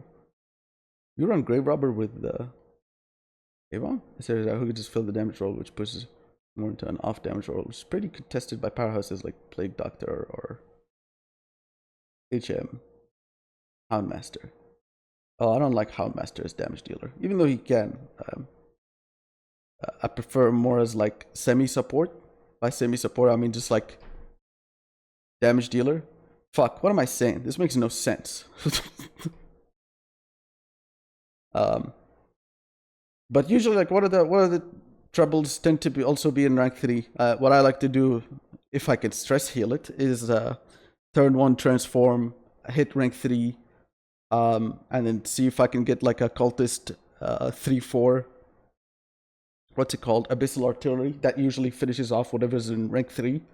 And then Hellion Iron Swan, which I usually give her all the damage stuff, so she just has like a good chance to one-tap, provided she doesn't get dodged. That's about it. It's a pretty good opener. That in turn 1 will usually clean whatever's in the rank 3 and 4. Assuming it's not something tanky. If it's just like a little swine, a little whatever, the rinky dink knife and cup guy, that'll usually deal with it. A serious way to deal more damage to Wolf than BH. Yeah, he really has those days. I don't get it. Anyway. And every hero needs 5 shrines to unlock all of their skills. There's 12 heroes in total, which is going to require a total of 60 visits to the shrine. There's also the Bounty Hunter, which you can unlock. Oh man, okay, so Bounty Hunter. Bounty Hunter is definitely like a powerful character. He's definitely a powerful character. I think he's also the only character in the game that can stun in 1 turn, which is insane. For some reason, something tells me like there's another character that can do that, but I can't remember. Welcome back, Bush. But anyway, I was so sad to find out, like through Wiki, that you can't take him to the mountain, because I was actually trying to do that for a while. Oh man, like I was so sad, because I was just like, ugh. I was really looking forward to it, man. I wish the game said something about that. It's such a cop-out that they hide that stuff from you, man. For a chance to play is. Yeah, and it just says like can sometimes be hired at the inn, but it doesn't tell you the chances. So fuck, man. I hate this game sometimes. The game never. Just kidding. I hate it. Yeah, anger says it, but you can never take him to the mountain. There's quite a few places where you're never told what you're investing into. Like a loot box from any game with a season pass, we're gonna need you to pay $12 for a chance at a naked skin of a man. But the skin is holographic and the chance is below 0. This is of course never communicated unless forced by law, leaving you with a sense of pride and accomplishment according to a spokesperson. I haven't even mentioned that they don't let you see what abilities are locked. So some characters, like the Jester, are gonna look really bad until you fully unlock them. There's also a considerable amount of abilities and subclasses that are just bad for the sake of being bad. They took the same philosophy of making the trinkets and applied it to the subclasses too. Initially, I was gonna say there's also a considerable amount of abilities and subclasses that are just bad for the sake of being bad. They took Does anyone else feel the same way that like Monarch is just a worse version of Tempest? I found that to be very interesting. That like Tempest is just a better version of Monarch. In damage, in health. It's pretty weird. I never understood that design choice. Poet, I say it's redundant. That's maybe like a little cruel. I don't remember why I said that. I think it does just suck. New update has very much reworked Monarch. Yeah, it makes sense. It makes sense. The same philosophy of making the trinkets and applied it to the subclasses too. Initially, I was gonna sit here and critique things with a lot more detail, but honestly... Yeah, the other script for this section was very different. Very different. Very different. It's just bad, and one quick look at the trinkets of the game spell that story. 10 different versions of the same trinket. I repeat myself again. 3 of the highest rarity, you get oh my 3 god of even the I start boss talking trophies, about this you know, thing. the Jesus shit that Christ. you have to work hard to get, and you'd think at least that the How high does rarity work? Usually, yes, if it's like a gray item, it usually doesn't make a difference. The blue items, you could get a little bit more health out of healing, so it makes some difference. And then the yellow items usually make a visible difference.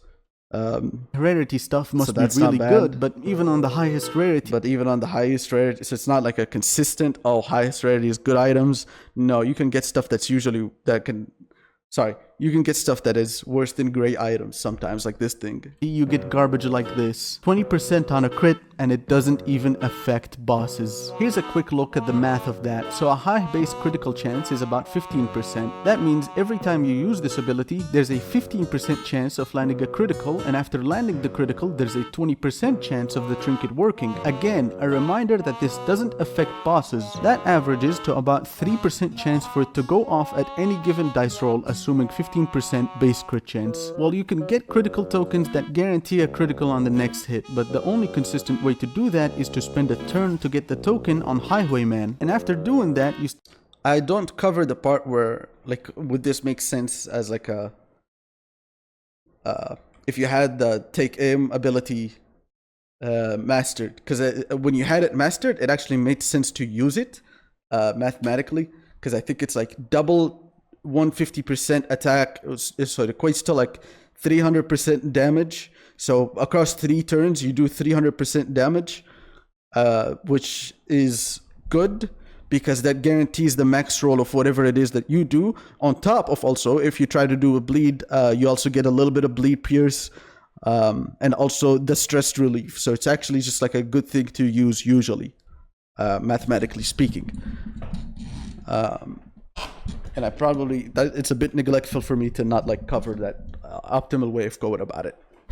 But still, it's still like a really low chance regardless, even with that. still need to win the 20% chance for it to go off. That's 2 turns for a 20% chance. By that point, some characters would have already killed the ad in question. Anyway, I think I proved my point, and I'm pretty sure an artery just popped. So, let's move on to yet another disappointing reminder of the people that paid for this game, including me. Let me tell you about the story.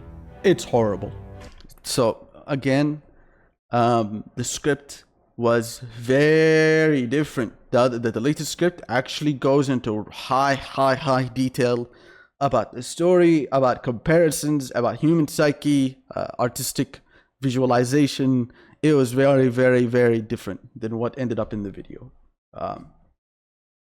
Because I actually am very interested in that topic. I'm very interested. I'm mesmerized by that stuff. I loved Celeste, the little story behind it. That was also like really cool. I loved reading into it. I loved looking into the background, just being like, wow, those are pills there. That's crazy.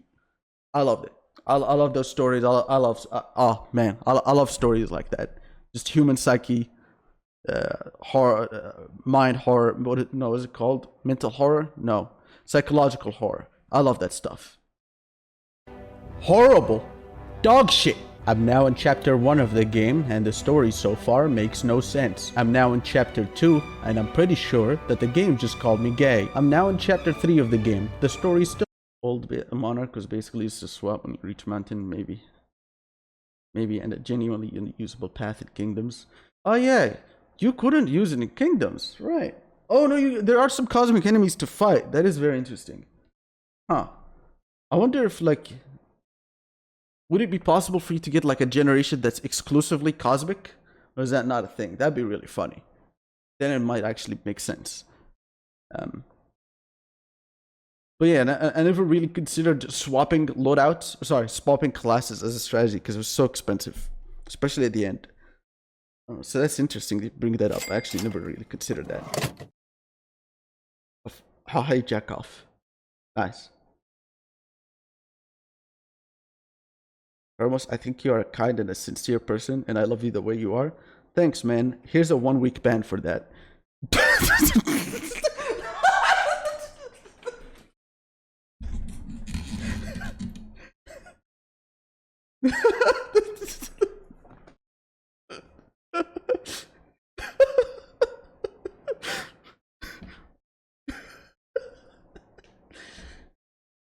Current Monarch is a utility monster and scaling up to 1627 chop. Turn 1 every fight if you apply 1. What? So they completely turned him around. That's so interesting. Also has pistol shot but applies. Wait, what? You can apply 1 combo. Also has pistol shot but applies weak and taunt to self. Because why not? The fuck? So he has a gun now? Wait, Leper has a Glock? Is that what you're saying? So, bro, wait, he has like the same ability as pistol shot. That's so interesting. So they actually gave him like the ability to reach it to back rank, and it applies weak, and it applies taunt. Dude, Leper sounds actually very good now. The fuck? Intimidate God's damage up to 2/7 has a cooldown. Okay. And then intimidate. Am I stupid? Fusion types are always set. Oh, damn, so it's not random. So unless you want to have Monarch sit in the region of like 2 ends, you never get his buffs. Okay.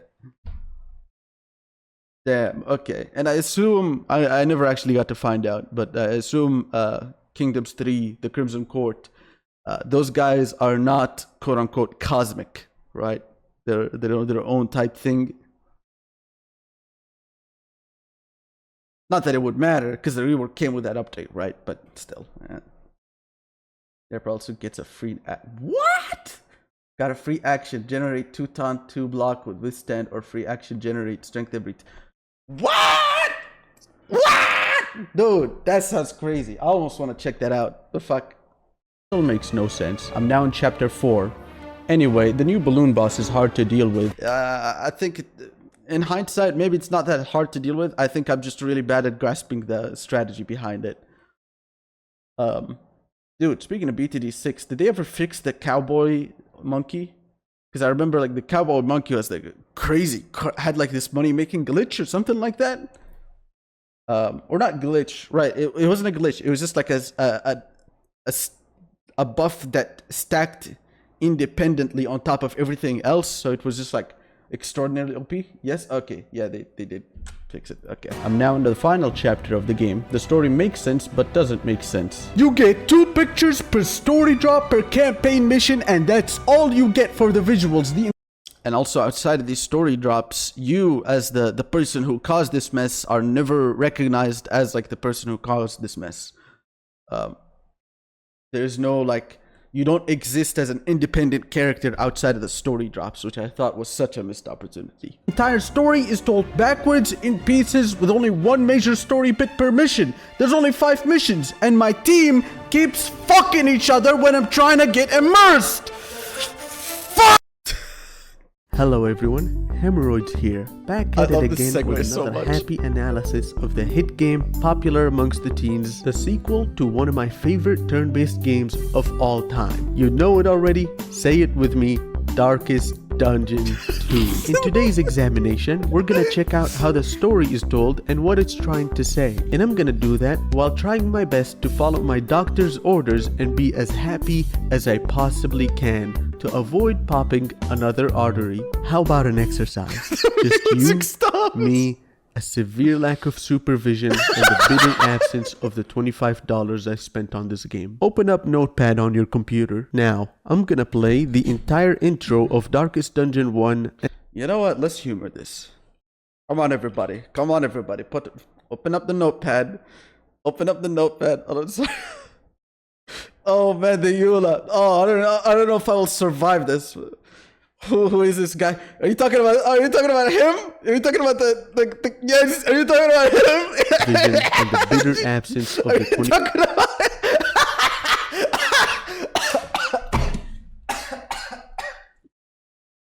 So I believe his actual name, or something like that, or like his nickname, or the name that he's known of online is called Asim Barber. He does this shit a lot, and I love him so much for it. I don't understand a single thing he says, but I love it so much. I love him so. I want to print this out and like have it in a portrait or something.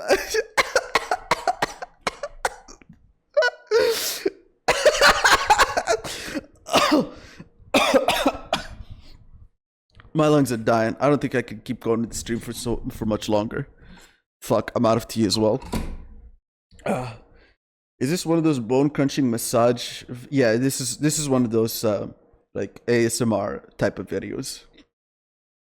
Legendary YouTube. Yeah, man. This is such a classic in my meat folder. I love it so much. I want to have like a picture of this guy just like on the wall or in a portrait so bad. I need to. Oh man.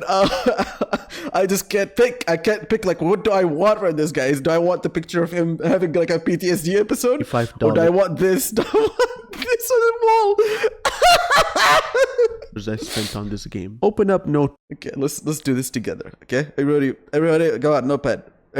Come on, everybody, class, everyone, get out your notepad. Pad on Flip your to page 76. computer. Come on. Now, I'm gonna play the entire intro of Darkest Dungeon 1 and then 2. And after each intro, I want you to write what you think the story is about in a small paragraph with no outside Obsessions on shrinking gaze, focus to a fault.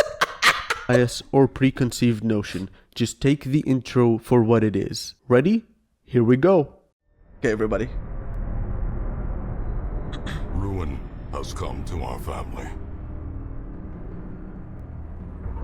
You remember our venerable house?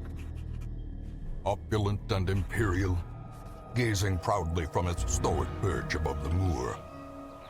I lived all my years in that ancient, rumor-shadowed manor, fattened by decadence and luxury. And yet I began to tire of conventional extravagance.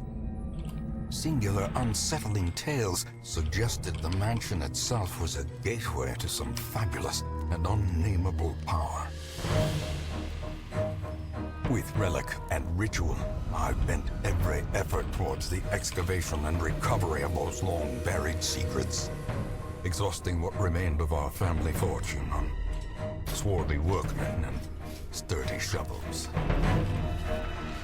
At last, in the salt-soaked crags beneath the lowest foundations, we unearthed that damnable portal of antediluvian evil.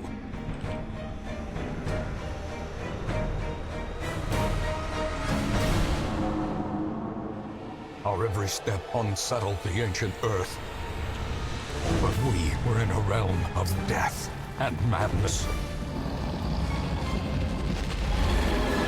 In the end, I alone fled laughing and wailing through those blackened arcades of antiquity, until consciousness failed me.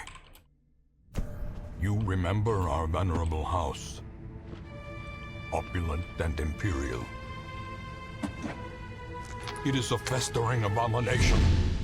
I beg you, return home, claim your birthright, and deliver our family from the ravenous, clutching shadows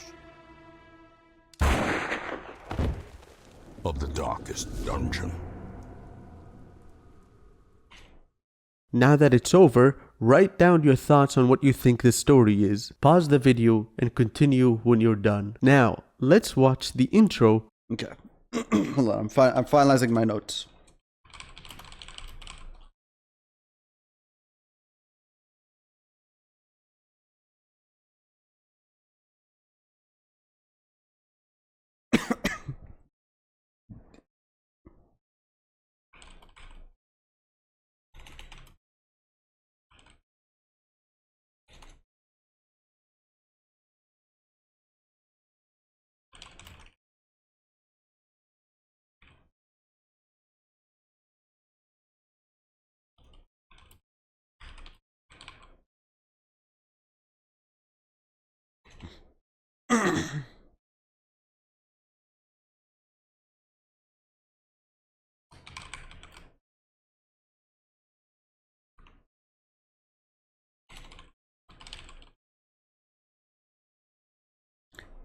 I'm not gonna show you my notes. No cheating. No cheating. Don't show it yet. Hold on. Don't show it yet. Let's watch episode 2. Fuck, people showed it yet, didn't they? I saw a bunch of comments. Fuck. Okay. Alright. We're moving on. Anybody needs a moment? Everyone ready? Everyone ready? Darkest Dungeon is just a way to describe each butthole according to... Okay, we're moving on. Darkest Dungeon 2.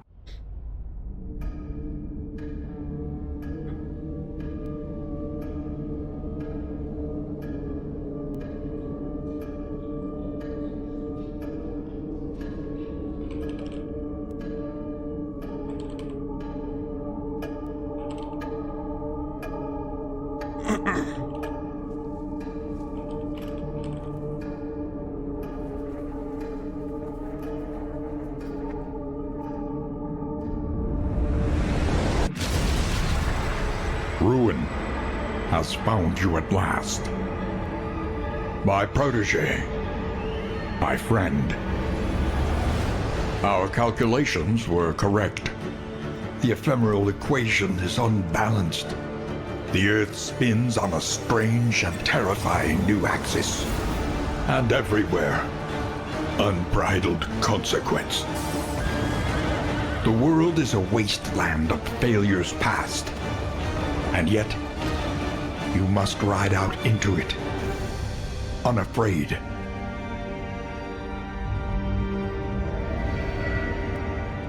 Take this.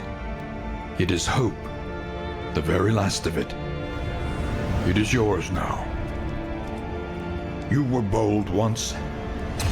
Be bold once more. Free yourself from this suffocating stillness. Fix your gaze on the horizon. And face the fearsome truth of the darkest dungeon.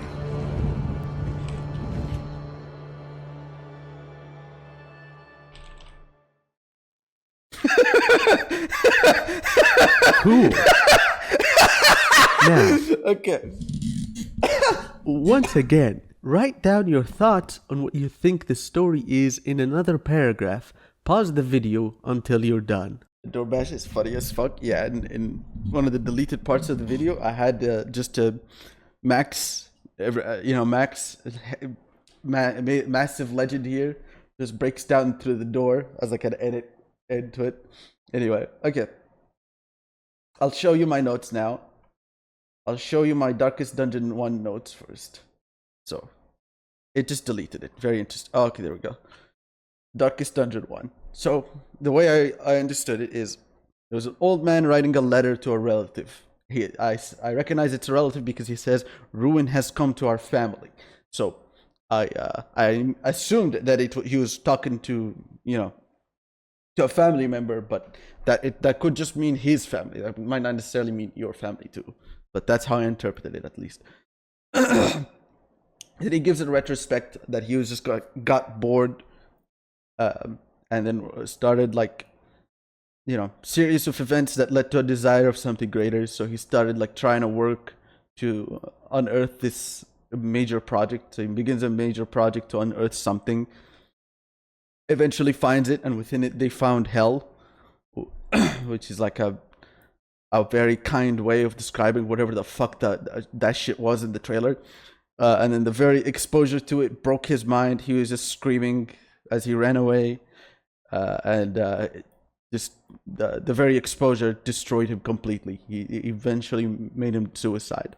But before he went, he writes in the letter that he begs you to undo his stuff, then he commits suicide. And that's the start to the game, is you showing up, taking him up, and trying to undo whatever it is that he did.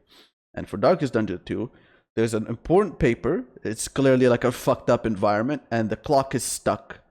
A guy breaks in, then he says that he calls you a friend. So he's either a friend or an ex-friend. Math shit, real math games, math game near you, 2013 shit, whatever the fuck he just said. Yep. and then people dying and shit. Whatever the fuck. Yep, there's something. They discovered something bad? Question mark. World is broke, but you gotta into it though, and then he pays you to do it. A friend tells you to ride out to Horizon, and then he mentions that it is a dark dungeon. So that, but it's a mountain. So yeah, yep, that shit. All right, I'm reading the chat. If you did not, I'm telling you right now, if you don't have something serious written, you're getting banned. You're getting banned. I'm gonna point you and laugh at you right now. We're doing it live. Let's see this shit. All right. So where did he start? Okay. Gay ass was too much to handle. Ban! Ban! Ban! Overconfidence is a slow and city. Oh, sorry. Hold on. My bad. Maybe you started below that. So we'll never install mods for my own sake. Yeah, it's probably for the best. Maybe I'm judging too quick. I made a mod that. Never mind. Yeah, I would have just banned him, but just based off of that.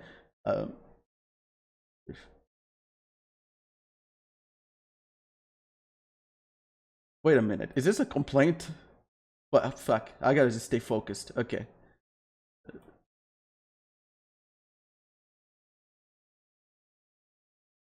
No, this is all. Okay. I fucked up, and you are here to try to unfuck it. Story. Do I ban? You know what? He got the synopsis. Let's take a look here. Yeah, he got the synopsis. It's fine. We let him pass. You live. You get to live. You also got VIP role. So, damn. Maybe the real darkest dungeon 2 is the gay sex we had a lot. Do I ban? Hold on. He said something else here. Darkest dungeon is just a way to describe how it was. That's a ban. That's a gone. Deleted. Next. Rich noble obsession scam terror. Portal open the portal. Portal open the. Oh, is this? Hey Bush. Was this AI generated? Are you trying to AI generate a story right now? Was that AI generated? Stand up. It's a list? My AI generation nose is tingling, but you know what? You live. Fuck, I can't find where I last left off. Where is it? Okay. It's a list. Portal opened the portal. Madness and ran away. Sent message to air. Redeem family. Sui and alive. Suicide on alive. Okay. Okay. That's just, you know, they got the bookmarks. That's all that, you know, they got the important points. That's all that matters. Watching release of DD2 with unpatched iBoss was so What the fuck is he? What is this? What is he going on about? The door, the odor, the duality of man. The door mesh is funny as well. Okay. Darkest Desert is a way to. Okay, yeah, no, that's you stay bad. What the fuck? People just don't understand DD2. No, that is not it, lads. But okay. If I'm done scrolling and you two haven't written a synopsis or something, I'm gonna kill you. I will kill you. The world is end and all is gay. You're not getting the. I mean, the guy does break in and he calls you a friend. I wouldn't call that gay, but. Nah, it's, yeah, you don't get it. Okay, fix your gaze on the. Fuck, did I get it wrong? He does say. Oh no, okay, no, move on. Teacher, my list for DD2 list is empty. Fuck. I don't know how to react to this. Do I kill him? Do I not kill him? You were bald once, now be bald once more. Nice. Damn, I'm glad I banned him. Jesus Christ. Okay, dude, my notes on DD1 are like 4 times longer. Yeah, you see what I mean? You live. You know what? You live. Considering that early Britney had like 70% inbreds, everyone could.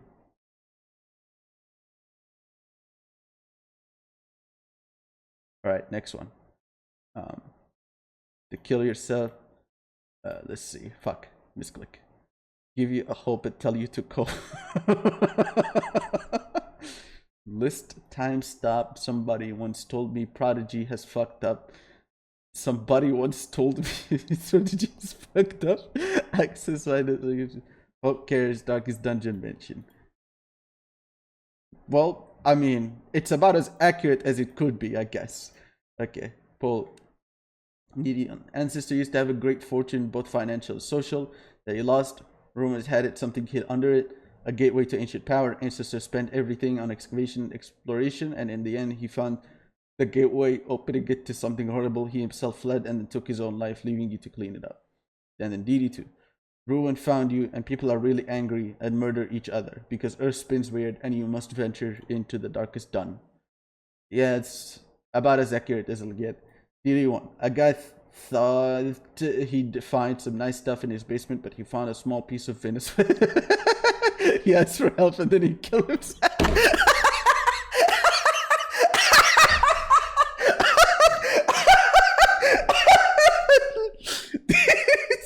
DD1. I don't know, man. I really can't. The guy says something about a calculation. Oh, okay, it's the other way around. Wait, no, fuck. This is DD2. You miswrote it. I didn't know, man. I can't. The guy says something about a calculation. He explains hope is something you can take and it's yours. So it is at least makes it clear the story and the game will be abstract bullshit from the beginning. Yeah, okay, that's about as accurate as we can get, really. It's okay, it's a list of the Twitch together. Hello, Chucks. DD1 intro tells about an endless experience going to kill myself, ask for family, fix mess. DD2, I was left confused. Okay, you know what? You wrote a synopsis, so you get to live. Alright, who died? Who perished? Well, it's over, guys. GG. At least he knows. At least he knows.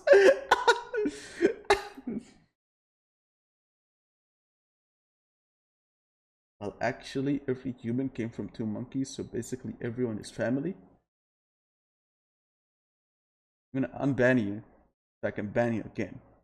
What the fuck did you just fucking say, man? It's gotta be like a bannable offense to say that shit on Twitch or something. Jesus Christ.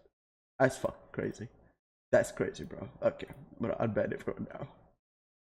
I probably should keep it banned. I probably should. Okay. Alright.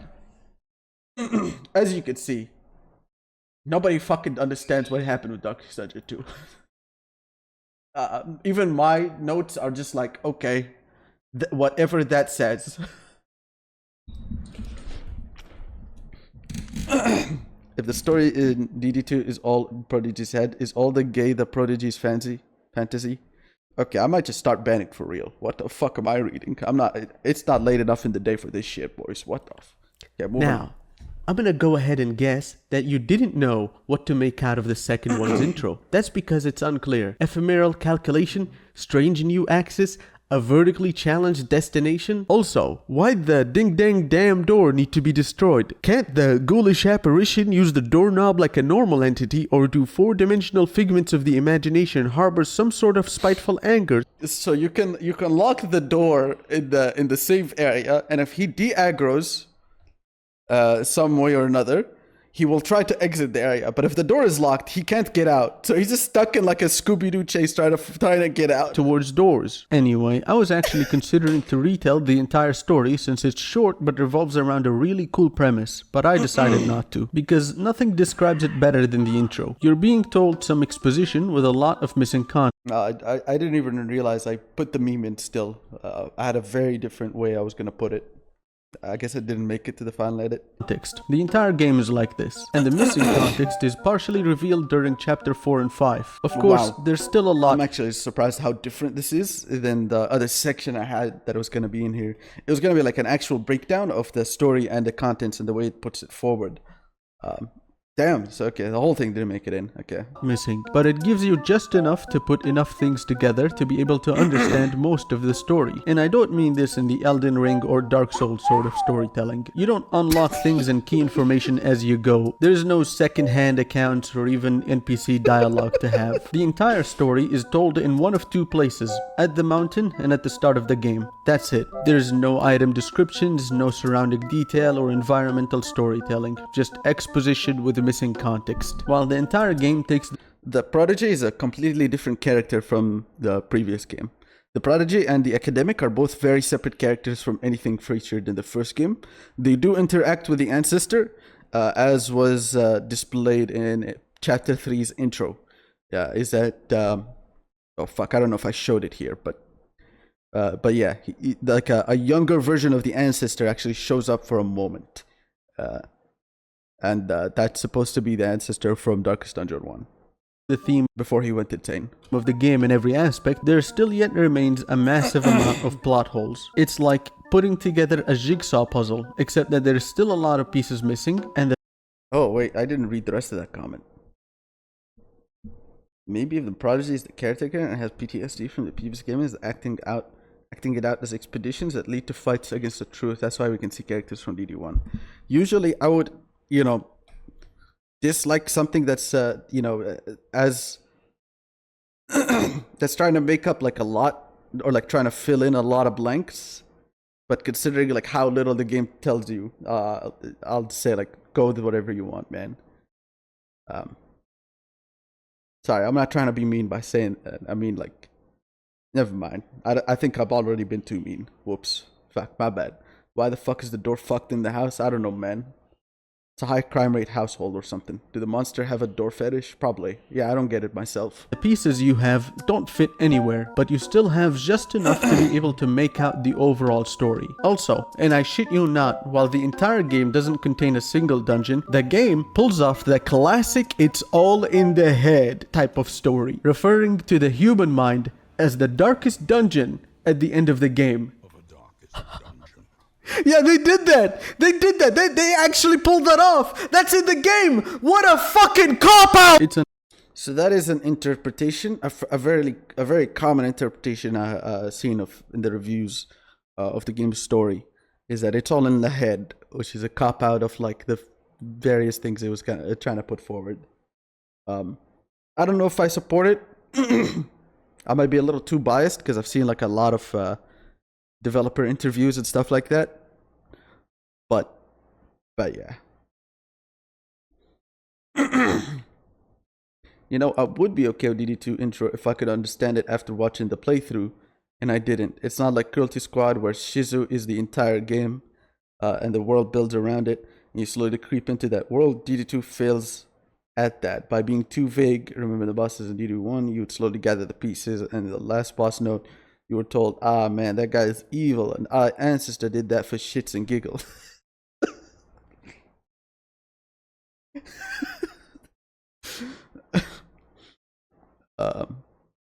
I was banned until now. I want to take your attention. That's something.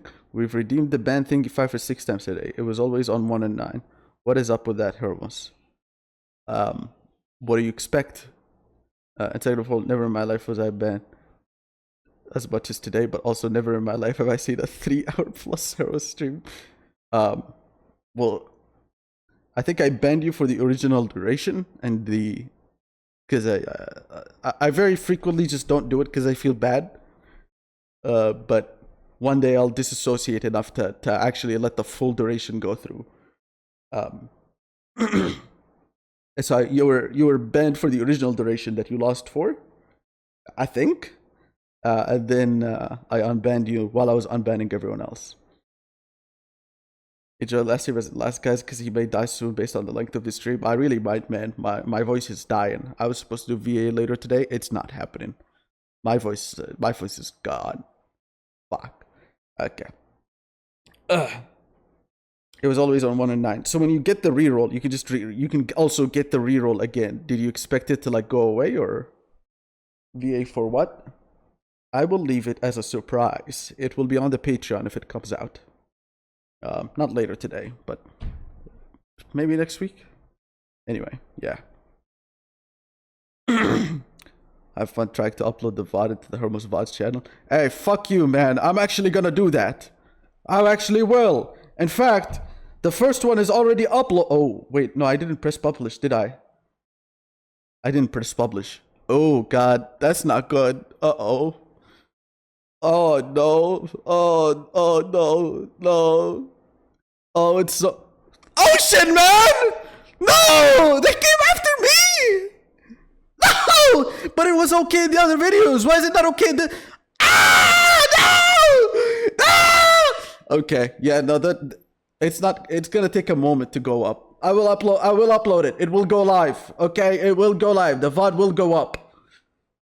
Whether I might have to like censor an entire section of the fucking thing. Jesus Christ! But it will go up. It will go up. I forgot to press the publish button. Now I don't. Now I want to forget again. Anyway, back to it. An unpolished mess of a game, full of a lot of interesting ideas, but executes them in a rushed and poor manner. Even when I let go of the notion that it should be anything similar to the predecessor, it still falls short. Even years after its launch, it still feels like it's in early access. And more than that, it's an identity crisis, with features that resemble the identity of character permanence akin to the predecessor, but it keeps deleting and resetting them. Such as renaming the character, applying a skin, you know, stuff like that. But it just keeps resetting it, and there's no way to keep track of it either, which is very sad. You can rename a character, but the name will reset every time. At least in the first game, when a character died, you know, they showed up in the tomb area, and there was like a really, really low chance they might come back. The second game, that's not a thing anymore. And it doesn't even get archived, so what's the point? You can choose cosmetics, but they will also reset every time. You can also choose ability hotkeys, but even that resets every time. Even the camera, while inspecting the cosmetics, will just Oh my god! The camera! I saw no one complaining about this! I felt like I was crazy! This has been in the game since like forever! I'm so mad at this, man. So when you're like, you know, this is like a click and drag to swap the, you know, to turn the character around. But when you let go, for the first time, a timer will start that will eventually like drag the character back to its default position. So even if you click it again, the timer will keep going. It doesn't matter. And if you let go again, it will start a new timer that will, oh man, it will start a new timer to pull it back again. So it's, bro, it's a compass. Yeah, yes. set on its Yeah, own. boy, got me some new gear. Got me some of that rig. Time to check out the tassets. Time to check out the. Why is the?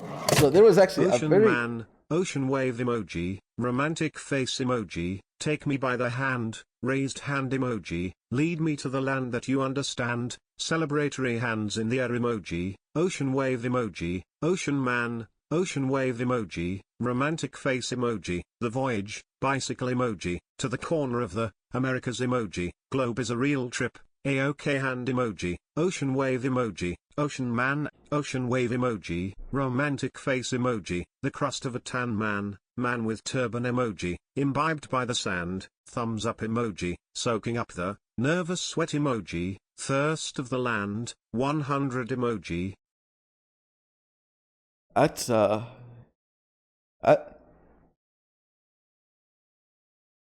gonna move on now. Oh yeah, thank you for the. Yeah, okay, I'm moving on now. The camera like that. So there was an alternative edit, where like every time I said tassets, I would show a picture of tassets. Adobe crashed at some point, sadly, and all of the pictures of the tassets were removed from the timeline. So I would have had to redo every single one of them, and then I eventually decided fuck that, and it just never ended up in the final edit, I think. Give me back the controls, bro. I'm trying to check out the tassets. Oh, you're gonna be like that, huh? Okay, yeah, no, we can both fight out about this. I go on for a while. Jesus Christ. I really, man, I don't know what is up with me, but my ADD lasered in on this. It decided I'm gonna win this regardless of how it goes.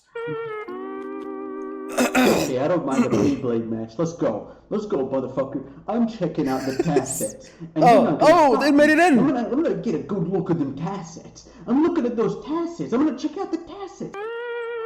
Okay, it's not the same edit. But Tassets. I paid for that shit. I paid for it. I paid. Let me check out the tassets. Give me the shit. I'm well aware of the stupid that took place Don't buy when I it! bought this No, game. Hermos, With little don't to no buy the research game! done. But the No! first game was all about figuring out the unknown, and the more research you do, the less unknown it is. In other words, or well, more specifically, the words of myself from 3 a.m. the day before. Foolishness was my unmitigated hubris, Dante. For just as much. You can Myself see it, man. from Look at, 3 a.m. Okay, I can't show it, but like, look at the bottom right. Look at what time it is while I was recording this.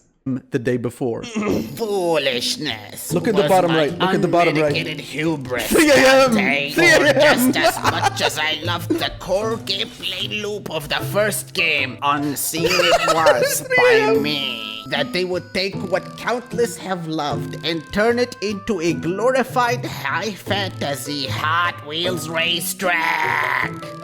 What the fuck? I fully understand that it's my fault I bought this game relatively blind, and while I will always discourage pre-orders, there's a select few and far between purchases where I went against that thought, and would you believe While I will always discourage pre-orders, because like you never really know how the game was made, you never really know like is it fairly bugless, is it an Unreal Engine 5 game that just doesn't boot up, or what you're getting into, right? There is some cases here and there between where I do go against that and I do pre-order a game because I have this vehement belief that like regardless of how much they fuck it up, the core gameplay loop is something that just mesmerizes me so much that it doesn't matter how much they fuck it up. I'll play till the end of time. And Dishonored 2 was one of those games where was one of the very few times where things went wrong, because during the time of its release, long ago, because I remember I pre-ordered this, so I got it on release. It had performance issues, so on my computer at the time, it just outright didn't boot up, and I never knew why. Fast forward several months later, the game did eventually boot up, and I still have it here today, and I actually have the pre-order bonus. So that means I get the starter items. I still have the stuff. I still have all the starter gear because I did a pre-order bonus. Anyway, game's pretty cool. I have all achievements. It's a great game. Things went wrong, obviously, because it had the performance issues, and I just outright couldn't play it for when it came out. And that was back when, releasing a game with performance issues was still like a very uncommon thing. It's definitely a lot more practiced nowadays than it used to be.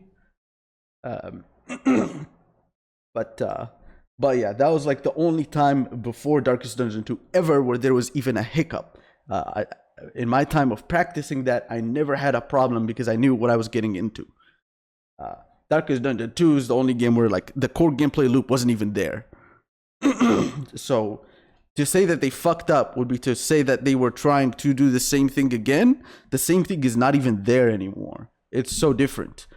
Dishonored 2, maintained that core gameplay loop. It maintained the spirit as well, and the art, man.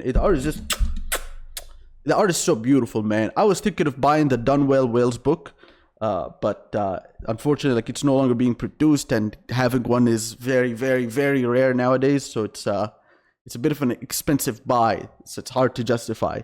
But I love the Dishonored games. I love them. I definitely like this as a game. And my review on it on Steam currently is the same review that I wrote back during release, which is it just didn't boot up. It didn't work. I couldn't play the game. So it's a negative review. But after playing the game, I love the game, man. I still go back to play it every now and then. It's amazing. It's such a beautiful, like, if not as a game, then as a piece of art. It's so beautiful, man. I love it. I love it so much. Kirin Jinda's mansion. Oh man, I love the entire idea of that entire thing. Oh, the Kirin Jinda's. Dude, man, like I would play that place. I would play in that place in as many different ways that I can, and then I would go watch a guide, and he would just open he would just find like a way to go below the floor. Or like go into a room that I'd never seen before, a bookshelf that turns around, there's a fucking elevator. Oh, I need to end this stream to go jack off to that. Oh my god. Oh, it's so good. It's so good. It's the pinnacle of creativity. Are you looking for Fallen Aces full release? Oh dude, I heard of that game. It looks so interesting. I've been trying to steer clear of like any playthrough, anything about it. I've seen a little bit of Pyrocynical play it, and like within like the first 3 minutes of me watching it, I was immediately like, yes, this is my game. I love this. I love this 100%. If not as a game, I love it as a piece of ass. No, as a piece of art. That's not what I hate this microphone sometimes. Okay. All right. Let me get a sip of water. I need to get more tea. My voice is dead.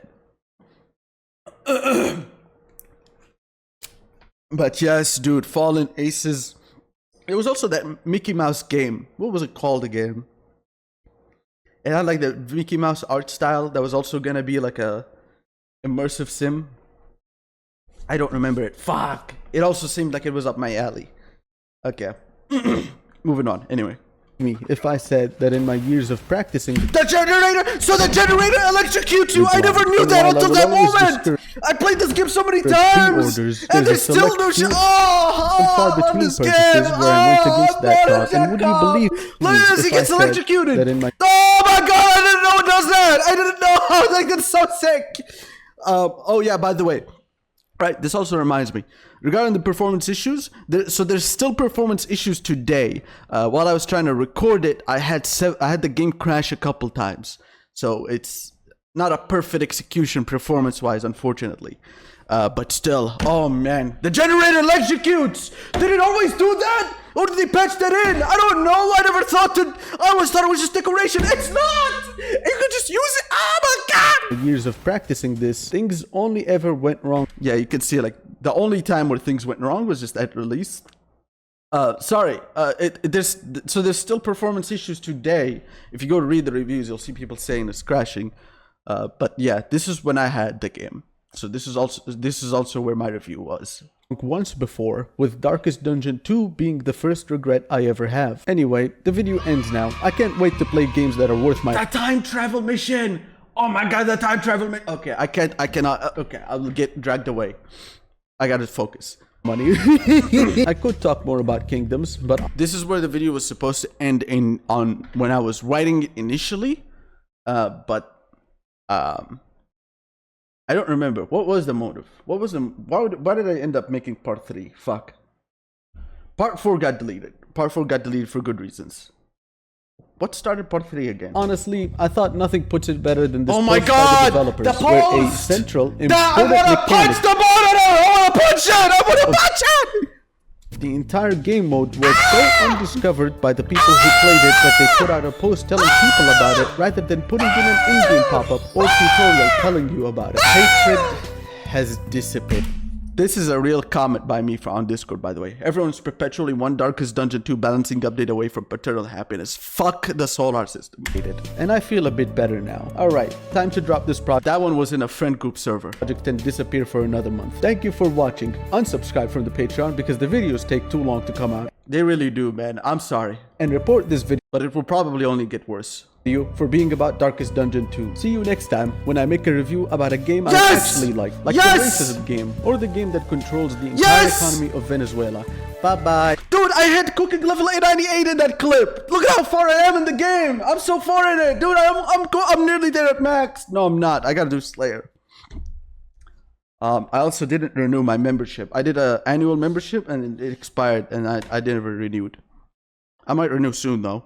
Bye-bye. Bye-bye. Bye-bye. Or at And then the least, video didn't that's end. where the video was supposed to end for the third time. But then, as I was editing the video, I came across a couple weird details that, when investigated, caused a revelation. Here's some of my raw reaction to it. Oh no. Fuck. Should I explain? Did I get it? I'm not gonna get to it. My voice is nearly dead. It's really late in the day. I should start packing my bags, man. I really should. But no. Just let it play.